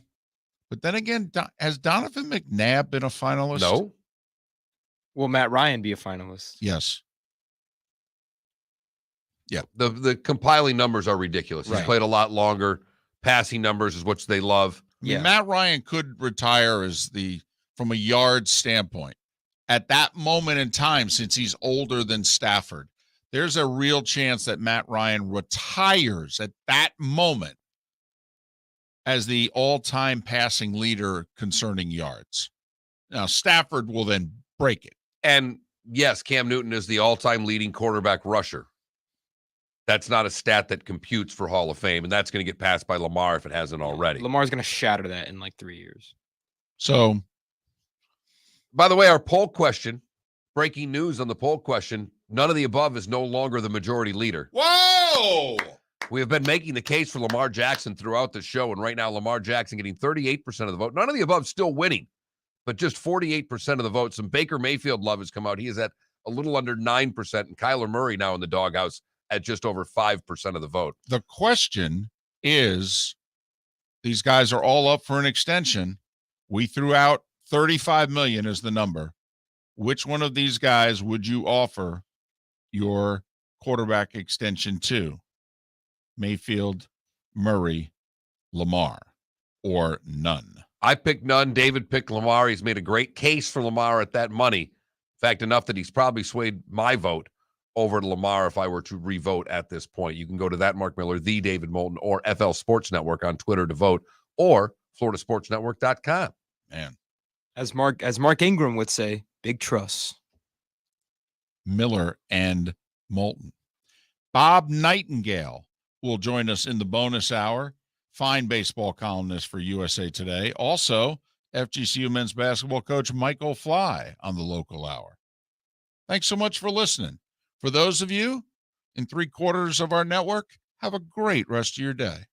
Bring your big mouth to John Smith Subs and indulge in their overstuffed subs with the freshest quality ingredients. Enjoy our famous steak bomb with perfectly grilled marinated sirloin steak topped with provolone cheese, grilled onions, peppers, mushrooms, crispy bacon, juicy tomatoes, and creamy mayo.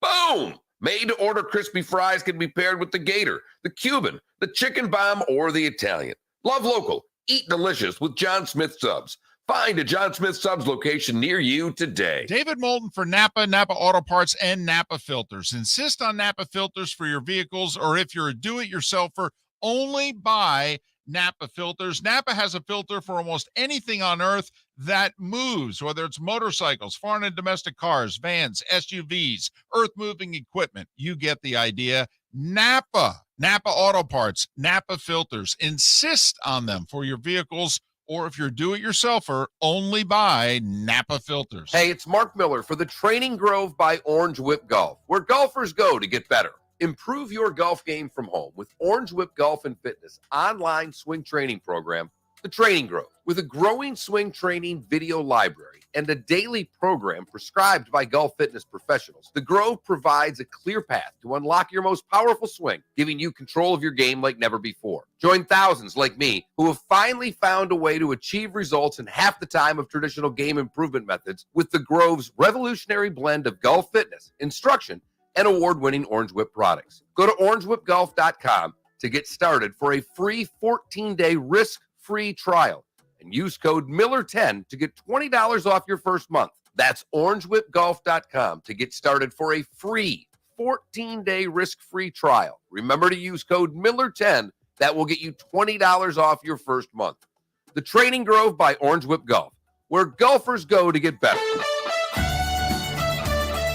You are listening to Miller and Moulton on the Florida Sports Network.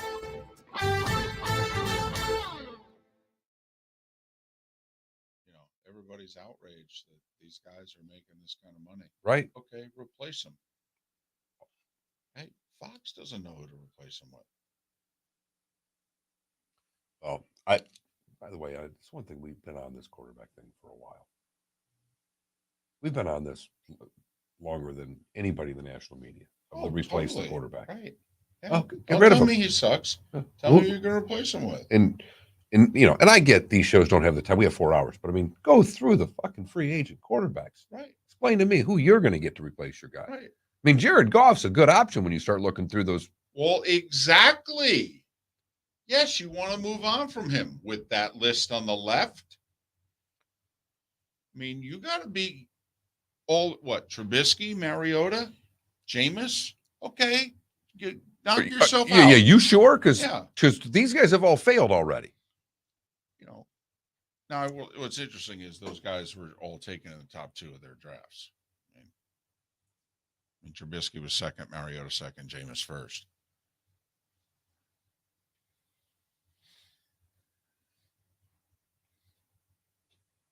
Boy, everybody has Miami taking the Michigan State running back in the second round. I've seen him on like 4 mocks. Kenneth Walker to Miami. Got a lot of carries. I like him, but who knows if they're good.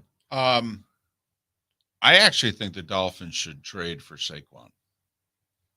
Now, I would not give up a first or second day draft pick, but I haven't checked what the back end of their Here, I'll tell you, I pulled it up today. I found this website, by the way, drafttech.com. Pretty interesting, David. They go through all the old drafts, and they've got whether it's a reach or a value in like last year, every pick but Phillips, their second pick, they have as a reach. They only had reach as a 1 spot for Waddle. For instance, they had, Ekberg. They have a reach of 12, a -12 reach. Their best value pick in the last 2 years is Curtis Weaver, who was 98 spots. Is he still with them? No. But it's pretty fascinating. But anyhow, they've got 2 in the 4th. That's where they got 2 in the 4th. They have 2 4th-round picks. Yep. If you were the Dolphins, would you give up a 4th-round pick for Saquon Barkley? David, I'd give up both 4th-round picks for Saquon Barkley. Well, I think you'd only have to give up 1. Okay. I think the Giants would go, oh, thanks. Because the Giants have cap issues. Right. And Saquon, by the way, a free agent in a year. Because the Giants didn't pick up his 5th-year option. Which you're not going to really do if you're the Dolphins either, are you? Because pretty expensive. It's too late. Okay, so he'd be unrestricted next year. So right. So you actually could get him. You're renting him for a year to take a look and see whether or not second year back from the ACL. If I were the Dolphins, I would trade for Saquon. Yeah, I can see that. I don't have an issue with that. What about McCaffrey? They're not trading him. Well, they're not probably not trading and you're not going to get him for a 4th. But the Giants would trade Saquon today. For a 4th? Well, I think so. They'd ask for more, but I think they would. Dolphins get Saquon Barkley. Then what? It's only for a year. They're only under contract for a year. That would be nice. Well, I agree. They need a back. And he can catch the ball. Better than Tua throws the ball short a lot. Hey, we're coming back in 5 seconds. We're doing a little good, bad, and ugly right now. No. Oh, okay.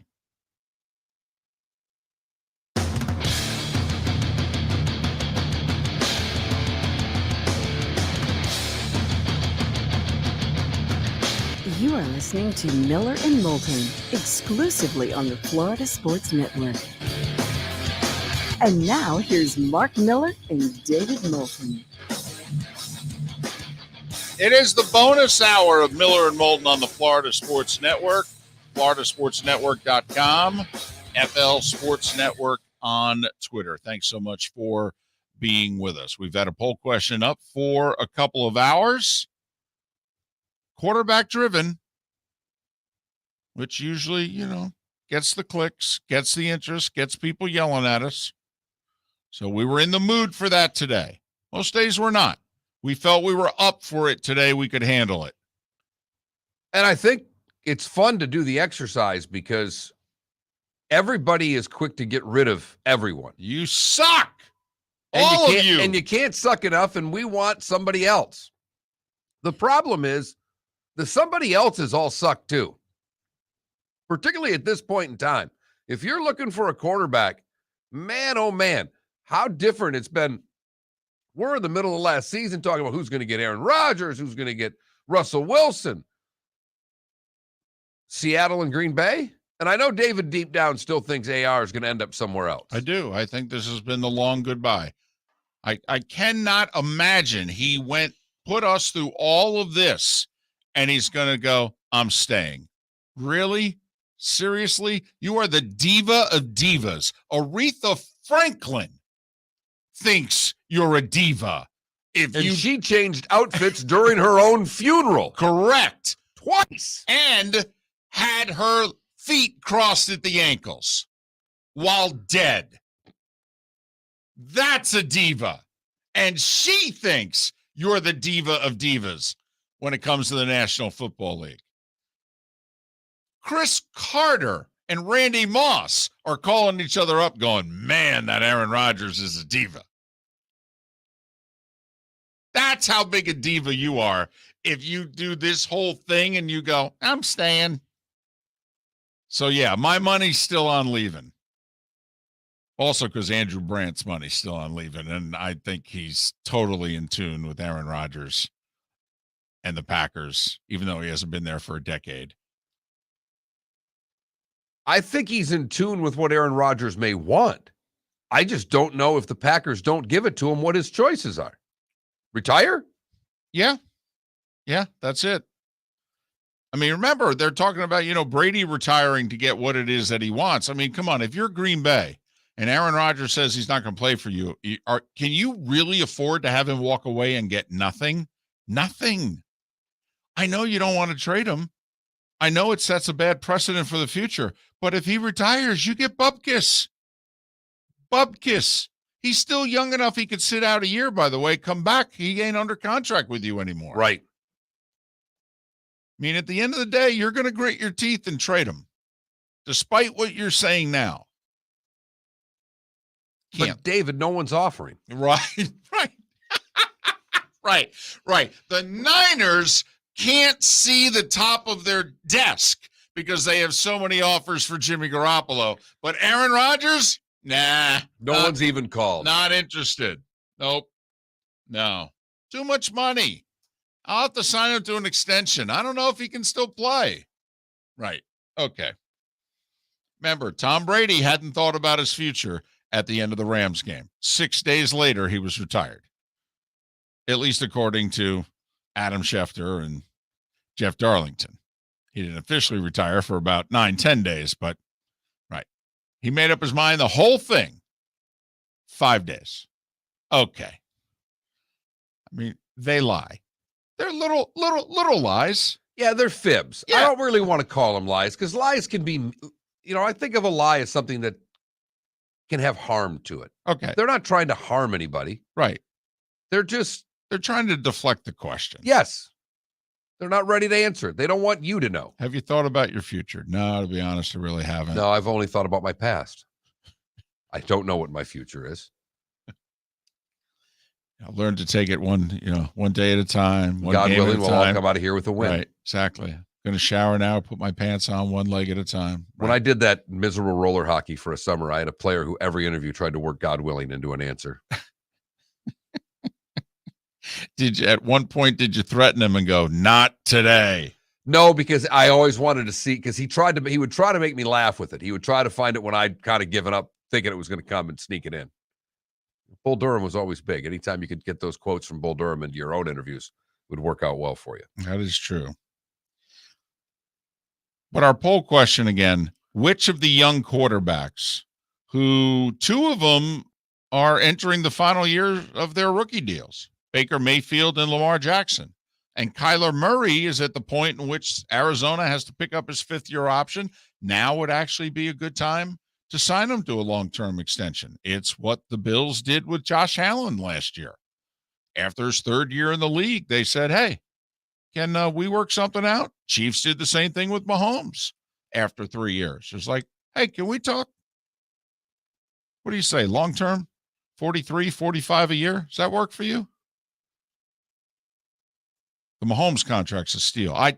We were doing a show at the time in our second act, and I said Mahomes left $150 million on the table.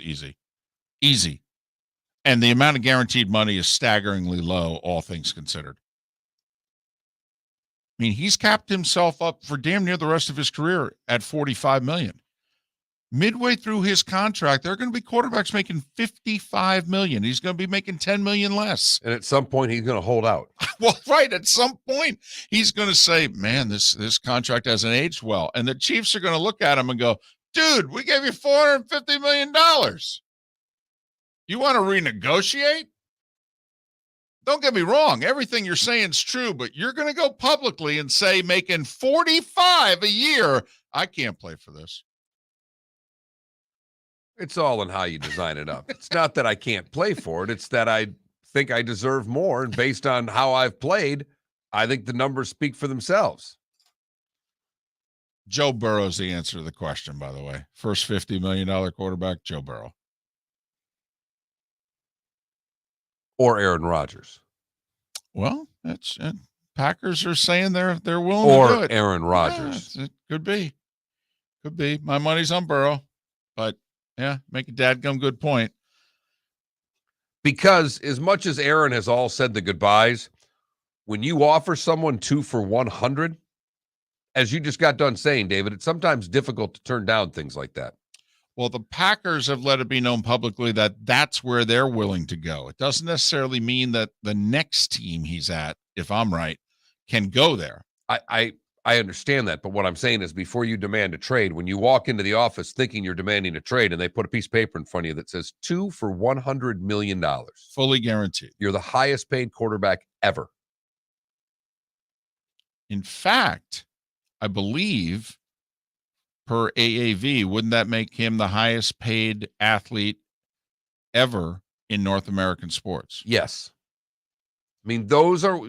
You want to stroke a Aaron Rodgers ego, these are ways to do it. Now, believe it or not, these supermax contracts in the NBA, I mean, Harden's going to sign an extension this offseason. In the last few years of his deal, he's going to be making in the 60s per year. I mean, Harden's going to make $800,000 a game the last couple of years of his extension. And that's if he plays in every game. And we know he won't. But yeah, the time, if this were to go to fruition, Aaron Rodgers would be, because I don't believe anybody in the NBA yet has gotten to 50. In the recent max contracts that have been signed, I don't think any of them have escalated yet to where the first digit's a 5. There are guys making it in the 4s and making even mid 4s, but I don't think anybody's gotten to 50 yet. 50. Yeah, exactly. Uh-huh. No wonder the baseball players are getting locked out right now. Yep. They still have to charge for parking, though. They need the money. Well, how else are you going to pay these contracts, David? The TV money. Everything's paid with the TV money. All you have to do is play. Can't strike, can't lock out. You just got to have the games. That's all. Product doesn't even have to be good, Mark. It just has to be. But that's our poll question. At that Mark Miller, at the David Moulton, at FL Sports Network, and at floridasportsnetwork.com. It's everywhere. You can't, you go to work today, the question is going to jump out from behind a cubicle, hit you over the head. Say, answer me. Phil Mickelson has a friend after all. His name is Rory McIlroy. Rory sent him a lifeline yesterday, a la Regis, in which he just said, come on. Enough's enough, basically. Yeah. All right. Phil will be back. I think the players want to see him back. He's done such a wonderful job for the game of golf, and he's represented the game very, very well for the entirety of his career. Look, we all make mistakes. We all say things we want to take back. No one is different in that regard, but we should be allowed to make mistakes, and we should be allowed to ask for forgiveness and for people to forgive us and move on.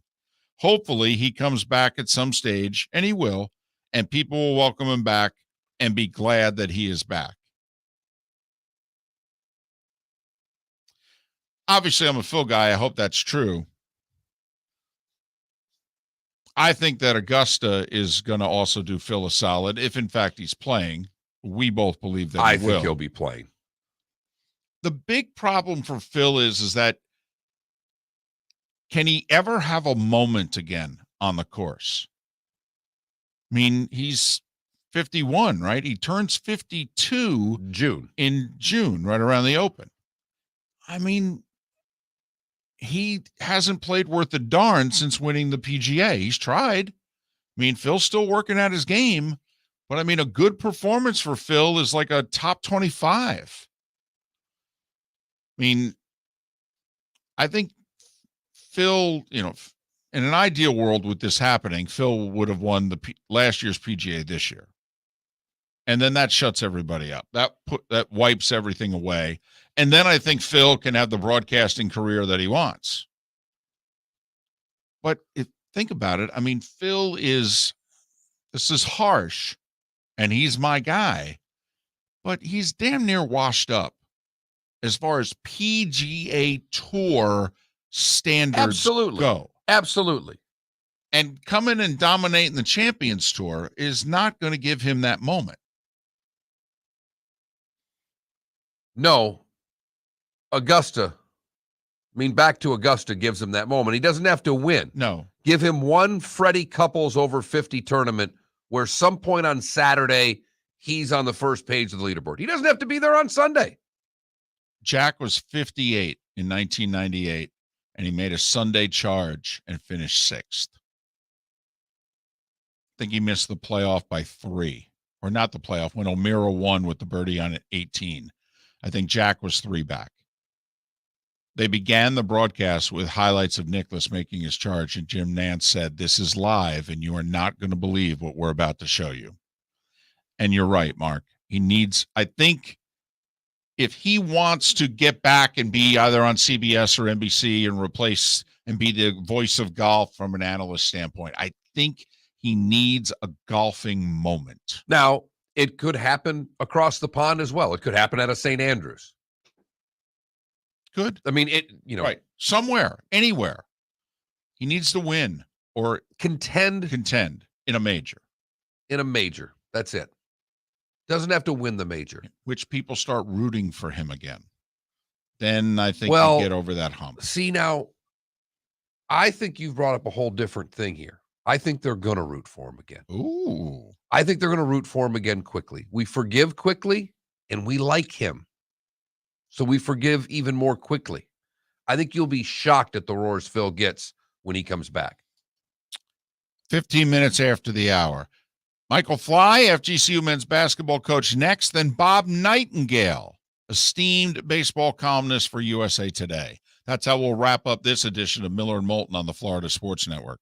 Hey, it's Mark Miller for the Training Grove by Orange Whip Golf, where golfers go to get better. Improve your golf game from home with Orange Whip Golf and Fitness online swing training program The Training Grove. With a growing swing training video library and a daily program prescribed by golf fitness professionals, The Grove provides a clear path to unlock your most powerful swing, giving you control of your game like never before. Join thousands like me who have finally found a way to achieve results in half the time of traditional game improvement methods with The Grove's revolutionary blend of golf fitness, instruction, and award-winning Orange Whip products. Go to orangewhipgolf.com to get started for a free 14-day risk-free trial and use code Miller10 to get $20 off your first month. That's orangewhipgolf.com to get started for a free 14-day risk-free trial. Remember to use code Miller10. That will get you $20 off your first month. The Training Grove by Orange Whip Golf, where golfers go to get better. You are listening to Miller and Moulton on the Florida Sports Network.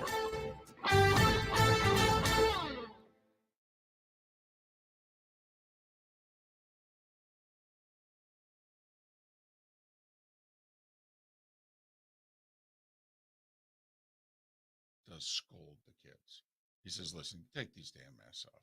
Okay, this COVID theater, I think he called it. Okay, and he said, okay, there's nothing. And he did say, if you want to keep it on, fine, but it's ridiculous. And then he quickly just turned around and did his speech. I mean, the kids were there as props. Right. But he did make them feel like crap. I mean, you could even see some of the kids who were like, you know. We did it with high school kids too, right? The yeah, one kid was a high school. Right. But he was a little harsh. Yeah. But in the times that we're in, I mean, I got to admit, he was probably a little out of line. He certainly could have been nice about it. They're kids. They're standing there as a prop, for God's sakes. He probably just could have, he certainly could have been nicer. He could have done it differently and said, hey, how about we all take these off? Right. Like a Disneyland ride. Yeah. Right. But I mean, it's funny because I forgot that it's up to the parents here. Well, they asked us to wear masks. I could have wrote a letter the first day and said my daughter doesn't have to wear one. That's not the parents that Eve and I are. A lot more than I realized were. A lot of kids that aren't wearing masks. So then we're not going to wear them next year. Fine. In fact, I got to be honest at this point. If my daughter doesn't, I'll ask her. You don't want to wear one. I don't care. She's like, last time I go to church, do I have to wear my mask? Of course, I make a smart ass comment. I think don't get COVID. Not here, honey. Not in church. Not here. Not in God's house. Plus, it was a BOGO last night. At church? Yeah, buy one, get one. You got ashes and communion. So my mom calls me yesterday. She says, hey, do you know what today is? And I go, well, yeah, Ash Wednesday, the whole ashes on the forehead thing. She goes, no. What it means is that I eat fish sandwiches now on Wednesdays and Fridays. She goes, I'm going to Wendy's. They got the best fish sandwich. Okay, Mom. Mom, if you're listening, you are very excited about your Wendy's fish sandwiches. Boy, you'd freak out if you went to Culver's here. They have a walleye sandwich. Might be too good for you, Mom. My mom raves about the Culver's walleye sandwich. That's all I'm telling you, Mom Moulton. Might be too much fish. You have Fly's number, right? Remember, you got to come in tonight, even if you get hammered. What game's he doing? No, he's got Rick Church. He's got to train him. Yep. And then tomorrow, bring your pad and paper over here because I'm not going to be here next Thursday and Friday, and you're going to have to learn how to set it up for technologically. I'm going to bring my pad and paper too. So I'm going to try. I really will. I will make it a good, solid effort. But you are probably going to have to back me up. But if I can do it once, I can do it. I can. I'm just going to have to write everything down to do it once. Well, the good news is it's Thursday and Friday, so it's the easy setup. No Seth. Right.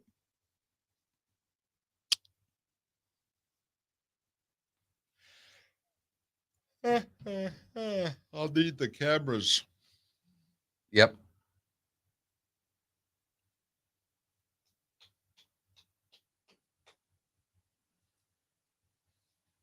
I don't know about that, Yinzer. I don't think so, but Yeah, I don't think so at all. My mom love Wendy's fish sandwiches. They're the best. I think he looks slightly like Cassio in the girth department.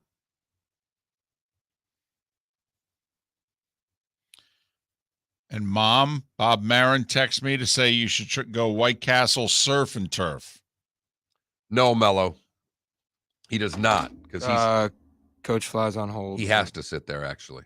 Back in 15? Yeah, 15. Yeah, he's got to do the board, keep us on the air. Hit the button. Hit the button.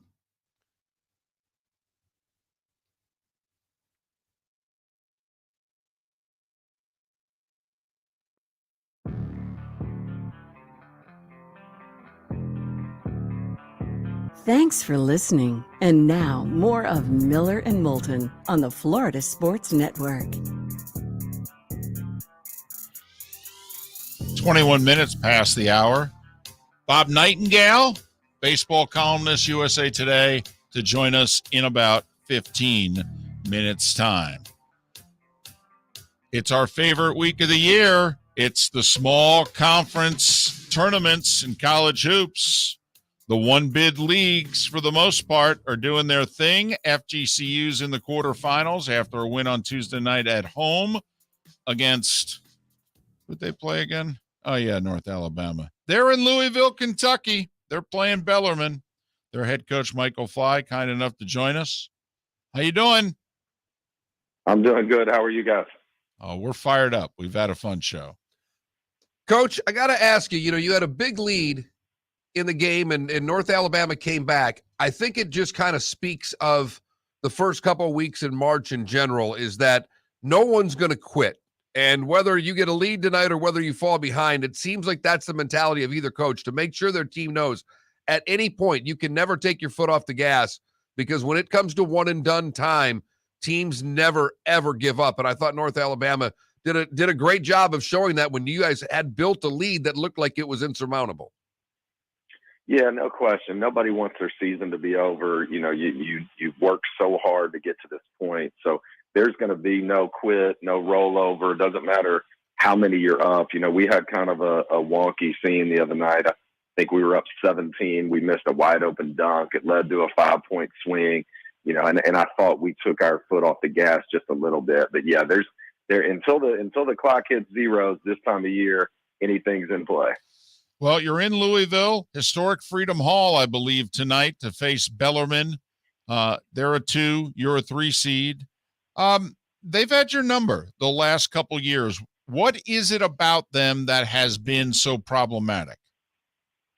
They're extremely disciplined in terms of they want you to guard 27, 28 seconds of the shot clock.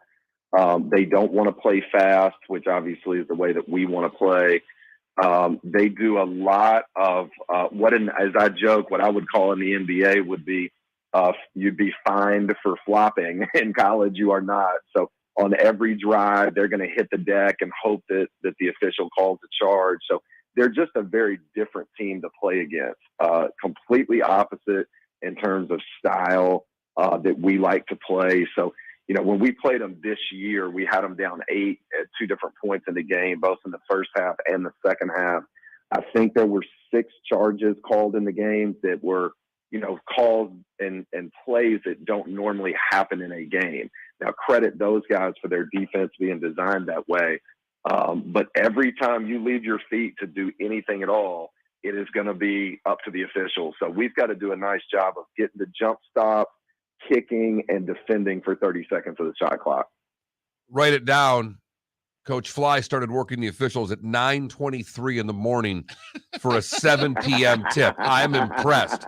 But it sounds like, Coach, that's a little bit of a joke, but there's some serious there that if a team plays like that, your job tonight is more difficult, because it sounds like you're going to have to make sure you're constantly reminding the officials that these aren't all charges without over reminding them. part of what we can control also, though. I mean, obviously we watch the films, before we played these guys the last time. You remind your players, hey, listen, guys, every time you go to make a play, they're going to slide up under you. You have to jump stop. You can't, this is not a normal game in terms of airspace on the floor. Now, we were fortunate. There were not many called in the first half of our game. There were a lot called in the second half, and I thought it took us out of what we do a little bit. So we're just, yes, you can't control, what happens from a whistle standpoint, but you can control, get to a jump stop. If you're going to leave your feet, make sure you're completely out of bounds, out of the play. And you just have to be very cognizant that, it can be a second, 2 seconds after the ball's left your hands. Those guys are going to hit the deck. So you got to be very disciplined in the way you play when you play this team. Michael Fly, men's basketball coach at FGCU. Their second playoff game of this season. Bellarmine had a bye, so this will be their ASUN playoff debut for the year.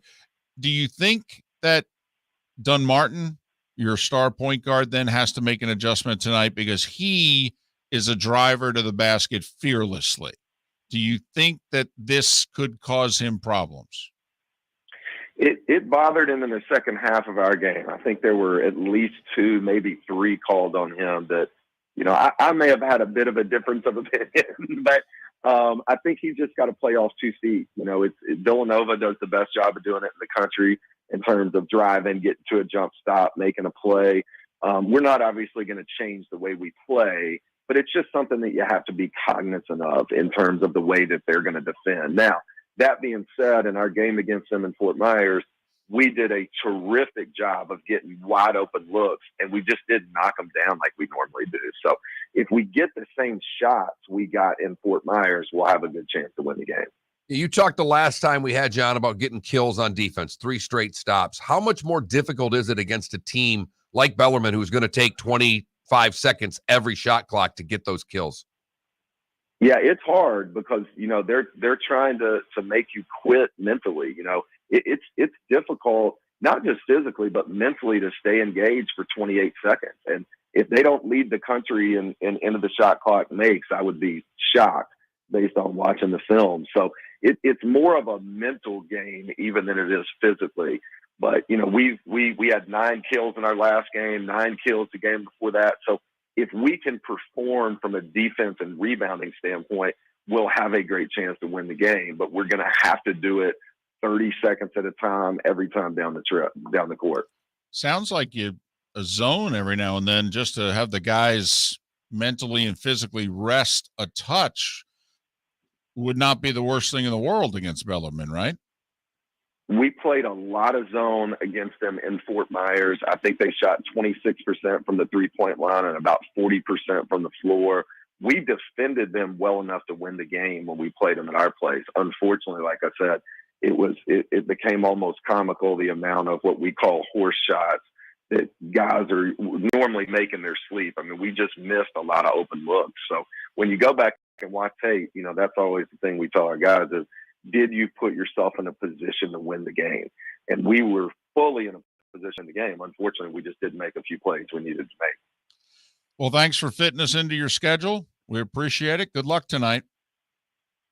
I just appreciate that you let me, as Mark said, start working the rest this early in the morning. I'm on my game today. I love it. The man's ready, Coach. Good luck. Thanks, guys. Michael Fly in playoff form. 9:23 in the morning, working the officials for a 7 p.m. game. That is good stuff right there. Now, the officials are unaware of it, though. It doesn't matter. He's ready. This was a dress rehearsal for him. Absolutely. Walkthrough is going to be intense today if he's like that before the walkthrough. Well, the handshake with the officials right before the game, they come over and go, good luck, coach, and what have you. And that's when you start working them. You go, hey, don't be calling all those flops. Remember, they flop. They're all flops. Fly's a big fist bumper.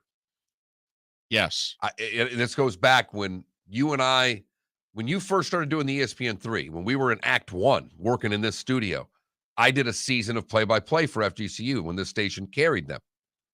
And I was the one guy on the scores table. I did not care if FGCU won or lost. Right. I didn't care. I was doing the games because I was getting paid. I wanted them to win. I wanted the games to be close because it makes for a better broadcast. But when I worked for the minor league hockey team, the Everblades, I took it personally when they lost. I worked for them. They signed my paychecks. FGCU, I didn't care, but before every game, and this is when Joe Dooley was coaching, Fly came down, fist bump all down the scorer's table road. I always got the biggest kick out of it, how fired up he was pregame. Bellarmine, a 3-point favorite. ESPN's matchup predictor gives Bellarmine basically a 2-1 chance to win, 65.6% to 34.4. Wouldn't you lay the 3 then based on that? Well, Bellarmine, I think the last 2 years is 3-0 against FGCU. Are you sensing it comes to an end tonight? Would you take the 3, David? They've won 8 of 9. They have. They're on the road. And I actually like the fact that they played Tuesday. Like, I think they'll get off. They should get off to a very good start. They played Saturday. They played Tuesday. They're in their normal rhythm. I actually believe if they win this game, they could run it. From a matchup standpoint, the other 2 teams that Jacksonville State Liberty are technically better, some better players, better athletes. From a matchup standpoint, this team's a problem. You're talking me into it. I was going to lay the points. Now I may switch. One of the best in the business. He's Bob Nightengale. He will join us on the other side to talk about the MLB lockout. That's next. Miller and Moulton, right here on the Florida Sports Network. Hey, it's Mark Miller for the Training Grove by Orange Whip Golf, where golfers go to get better. Improve your golf game from home with Orange Whip Golf and Fitness online swing training program, The Training Grove. With a growing swing training video library and a daily program prescribed by golf fitness professionals, The Grove provides a clear path to unlock your most powerful swing, giving you control of your game like never before. Join thousands like me who have finally found a way to achieve results in half the time of traditional game improvement methods with The Grove's revolutionary blend of golf fitness, instruction, and award-winning Orange Whip products. Go to orangewhipgolf.com to get started for a free 14-day risk-free trial and use code Miller10 to get $20 off your first month. That's orangewhipgolf.com to get started for a free 14-day risk-free trial. Remember to use code Miller10. That will get you $20 off your first month. The Training Grove by Orange Whip Golf, where golfers go to get better. You are listening to Miller and Moulton on the Florida Sports Network.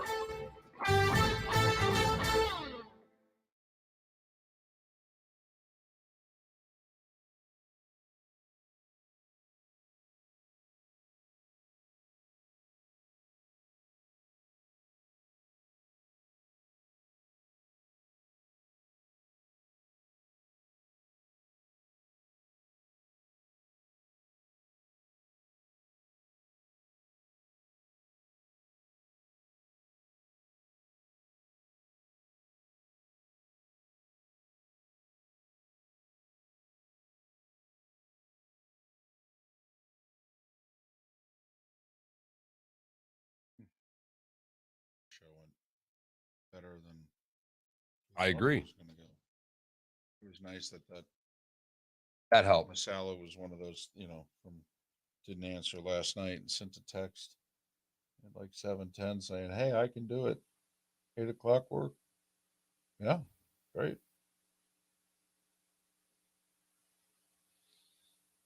That's why I added an N to my name. Wondered why that didn't come up, right? There we go.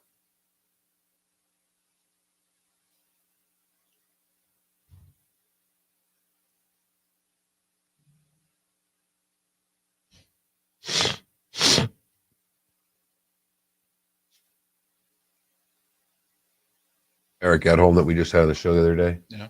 Tweeted out, Washington State offensive tackle Abe Lucas was bored at 3 a.m. as a freshman and started ripping this song on his fender in his dorm. Got a noise violation for it. It's just, quote, still worth it, Lucas said. Adjust the rankings.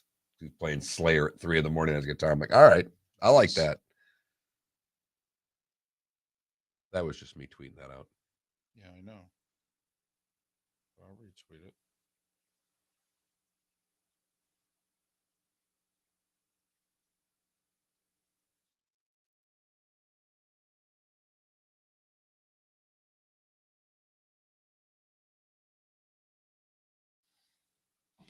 All right, back to StreamYard. This right there. Is that right. Marlins World Series hat? Is that 03? Yes, it is. Or is that Indians? Oh, no, it's 97. Yeah, 97. Craig Counsell, Let me see Gary something. Sheffield, Ivan Hernandez, I'm familiar. Thanks. all those boys.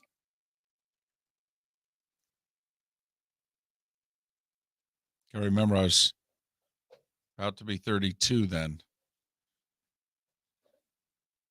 I don't know, Philly. You're going to have to figure out how to hook this up for you to have a cam.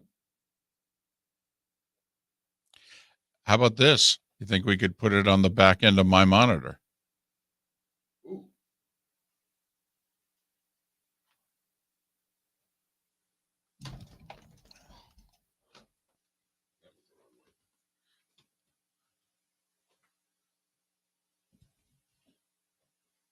It's a little high.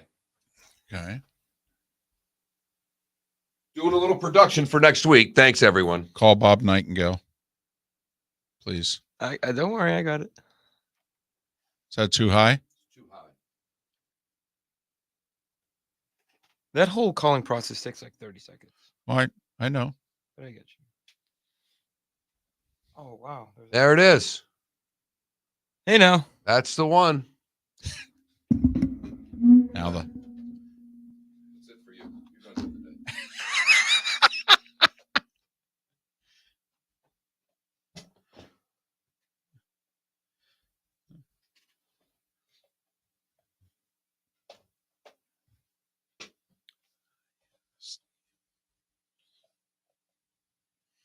There we go.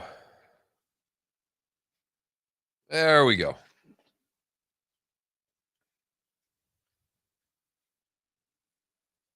Because that way, if Roto comes in for 2 hours, you can just simply move the camera over. right. Yeah, just take it and go. Yeah, whoop, exactly. and then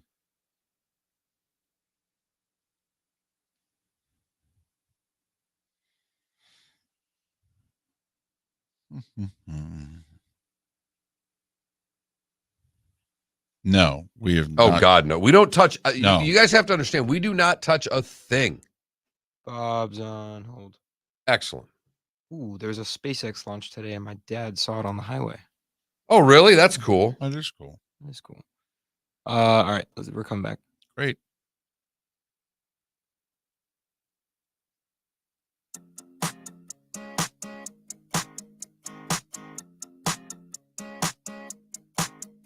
You're listening to Miller and Moulton, exclusively on the Florida Sports Network. 22 minutes before the top of the hour, the home stretch of Miller and Moulton on the Florida Sports Network. Thanks so much for being with us. He's as good as there are out there writing about baseball, and he does so for USA Today. He is columnist Bob Nightengale. You can follow him on Twitter at the letter B Nightengale, B Nightengale. You can also listen to him on MLB Network Radio from time to time. Bob, it's David and Mark. We thank you for your time. How are you? Yeah, doing well. How about you guys? Well, we're doing okay. Obviously, your home base, for those that don't know, is Arizona. We are obviously in Florida, the two states most affected right now by this. If I could just ask you, Florida's doing pretty well economically. Obviously, every city would love to have spring training, but the economy here has been pretty good for a while. How big of a deal is this in your neck of the woods, just not having this, especially since spring training in Arizona? I mean, 15 teams are all within 20 minutes of each other. Yeah, I mean, not quite that close, but yeah, they're all in the metro area. I know they did a study here, what the economic ramifications were missing spring training. It was $645 million. That's what spring training is worth with tourism and everything else. So I would think it might be, more in Florida because, the sites are so spread out. I really feel bad for really this, particularly the smaller towns like, Lakeland and that sort of Dunedin, thing. right. So yeah, huge financial hit. All right. Why after we got to Tuesday and we didn't get things done by 5:00 and then they couldn't even talk until Thursday? I mean, what is the reason for the pause, Bob? Well, I mean, today is just an informal thing. It's like, where do we go from here? it's going to get ugly before it gets better. I mean, once they left Jupiter, Florida, both sides are a lot of acrimony, distrust. So I don't think things will start to get serious in talks again for at least a couple of weeks. Bob, why do the owners think, apparently, that missing games is not that big a deal?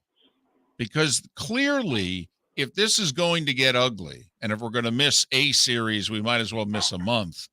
I mean, I don't know. I don't want to put words in your mouth, but the three of us, I think that this is a really bad look, and this could cause some permanent damage to the game from an audience that is dwindling to begin with. But it doesn't seem as if, particularly on the owner's side, that either they see it that way or that they care.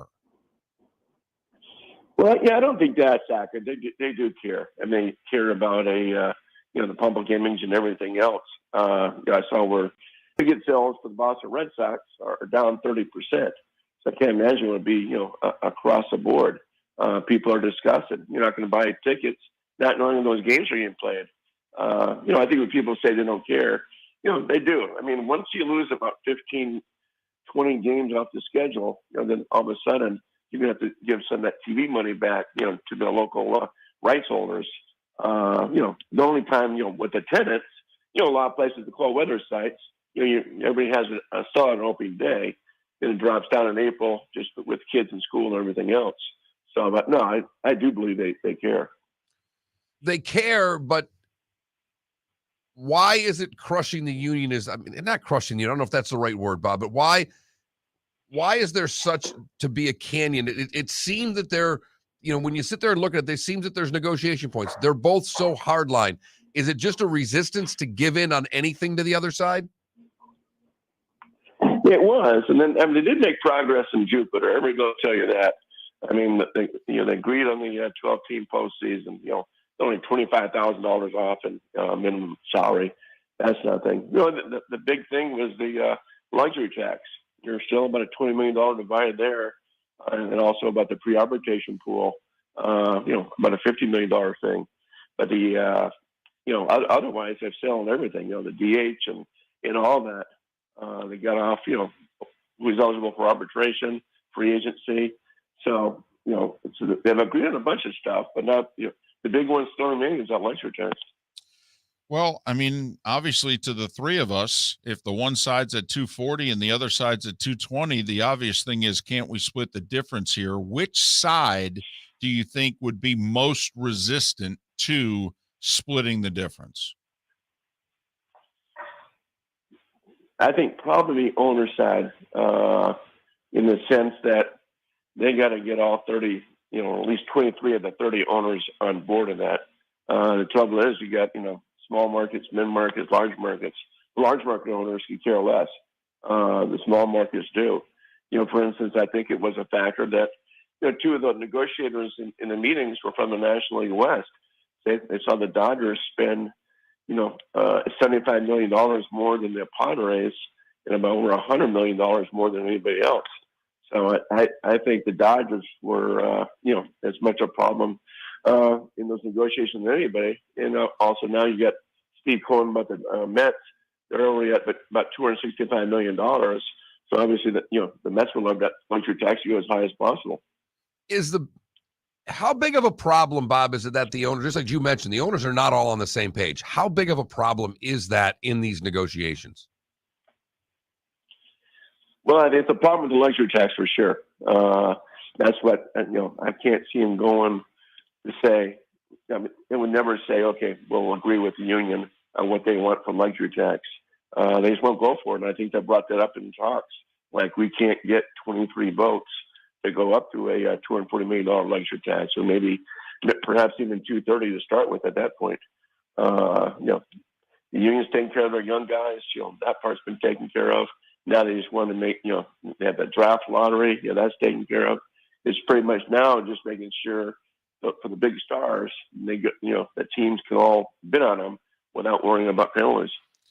He's USA Today baseball columnist Bob Nightengale. Follow him on Twitter at @B Nightengale, and he's kind enough to join us here on Miller and Moulton. Here's what I don't understand. The smaller market and even mid markets, Bob, we all know they're not going to get near that luxury tax. They're not going to spend 220, 30, 40 million, whatever it is. Is it just that they want it to be as low as possible because they think that the LAs and New Yorks are going to spend over it and they want the money on the back end? Why is it that they even care what the figure is? Well, I mean, it's the most, of all the sports, baseball's got that largest disparity in payrolls. So if you're the Miami Marlins, you're never going to come close to a luxury tax area and think about it. But you don't want the Mets to have, a $250 million more payroll, larger payroll than you. Just a bigger advantage. I mean, the New York Yankees, for instance, did not go to the payroll last year. They were at 209.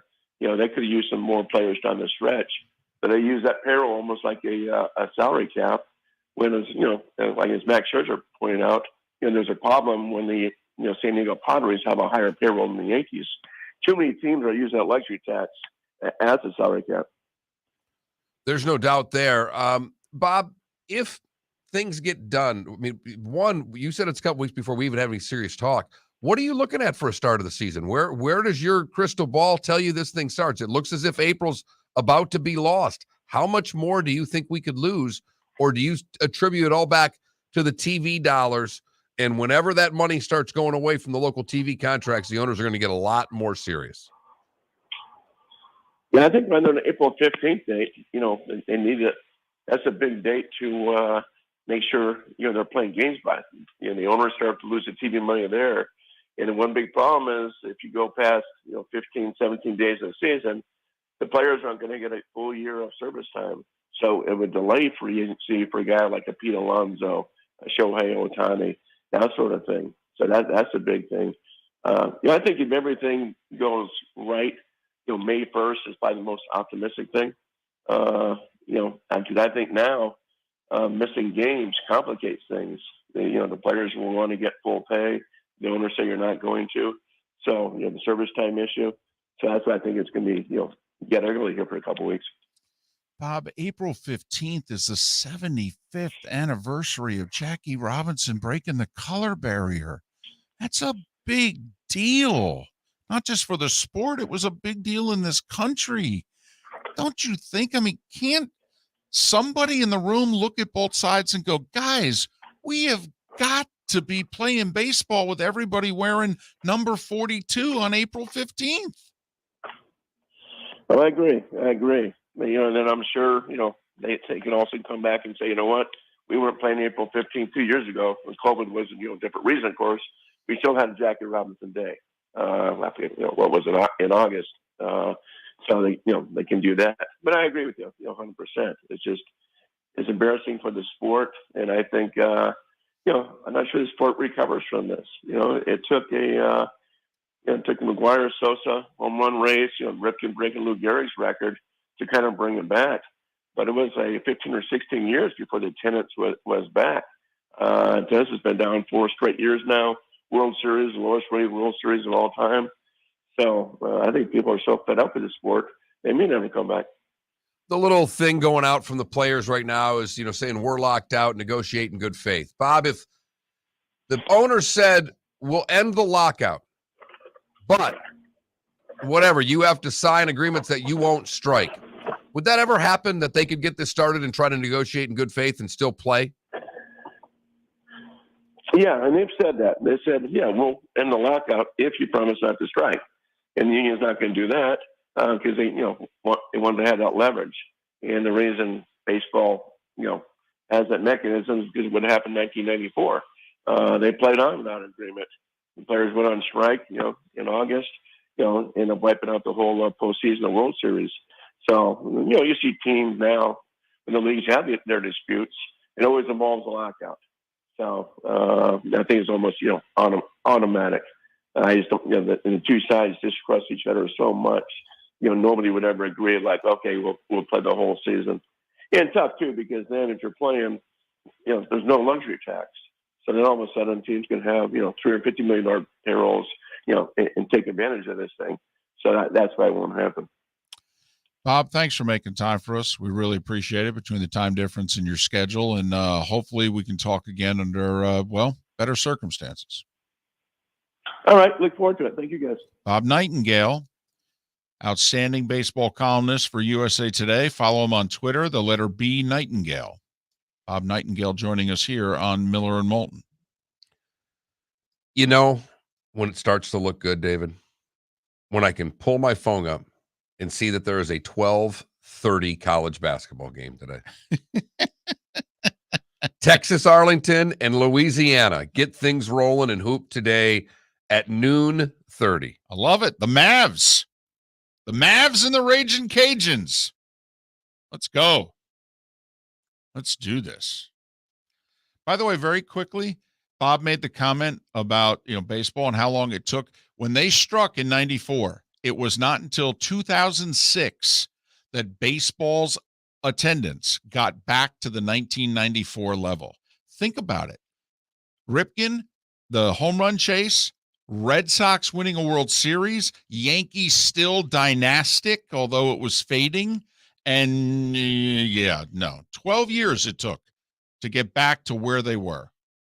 Which means when baseball comes back, they won't get back to their attendance at the level that they were at before the strike. You and I will never be doing another show at that rate. Like, seriously.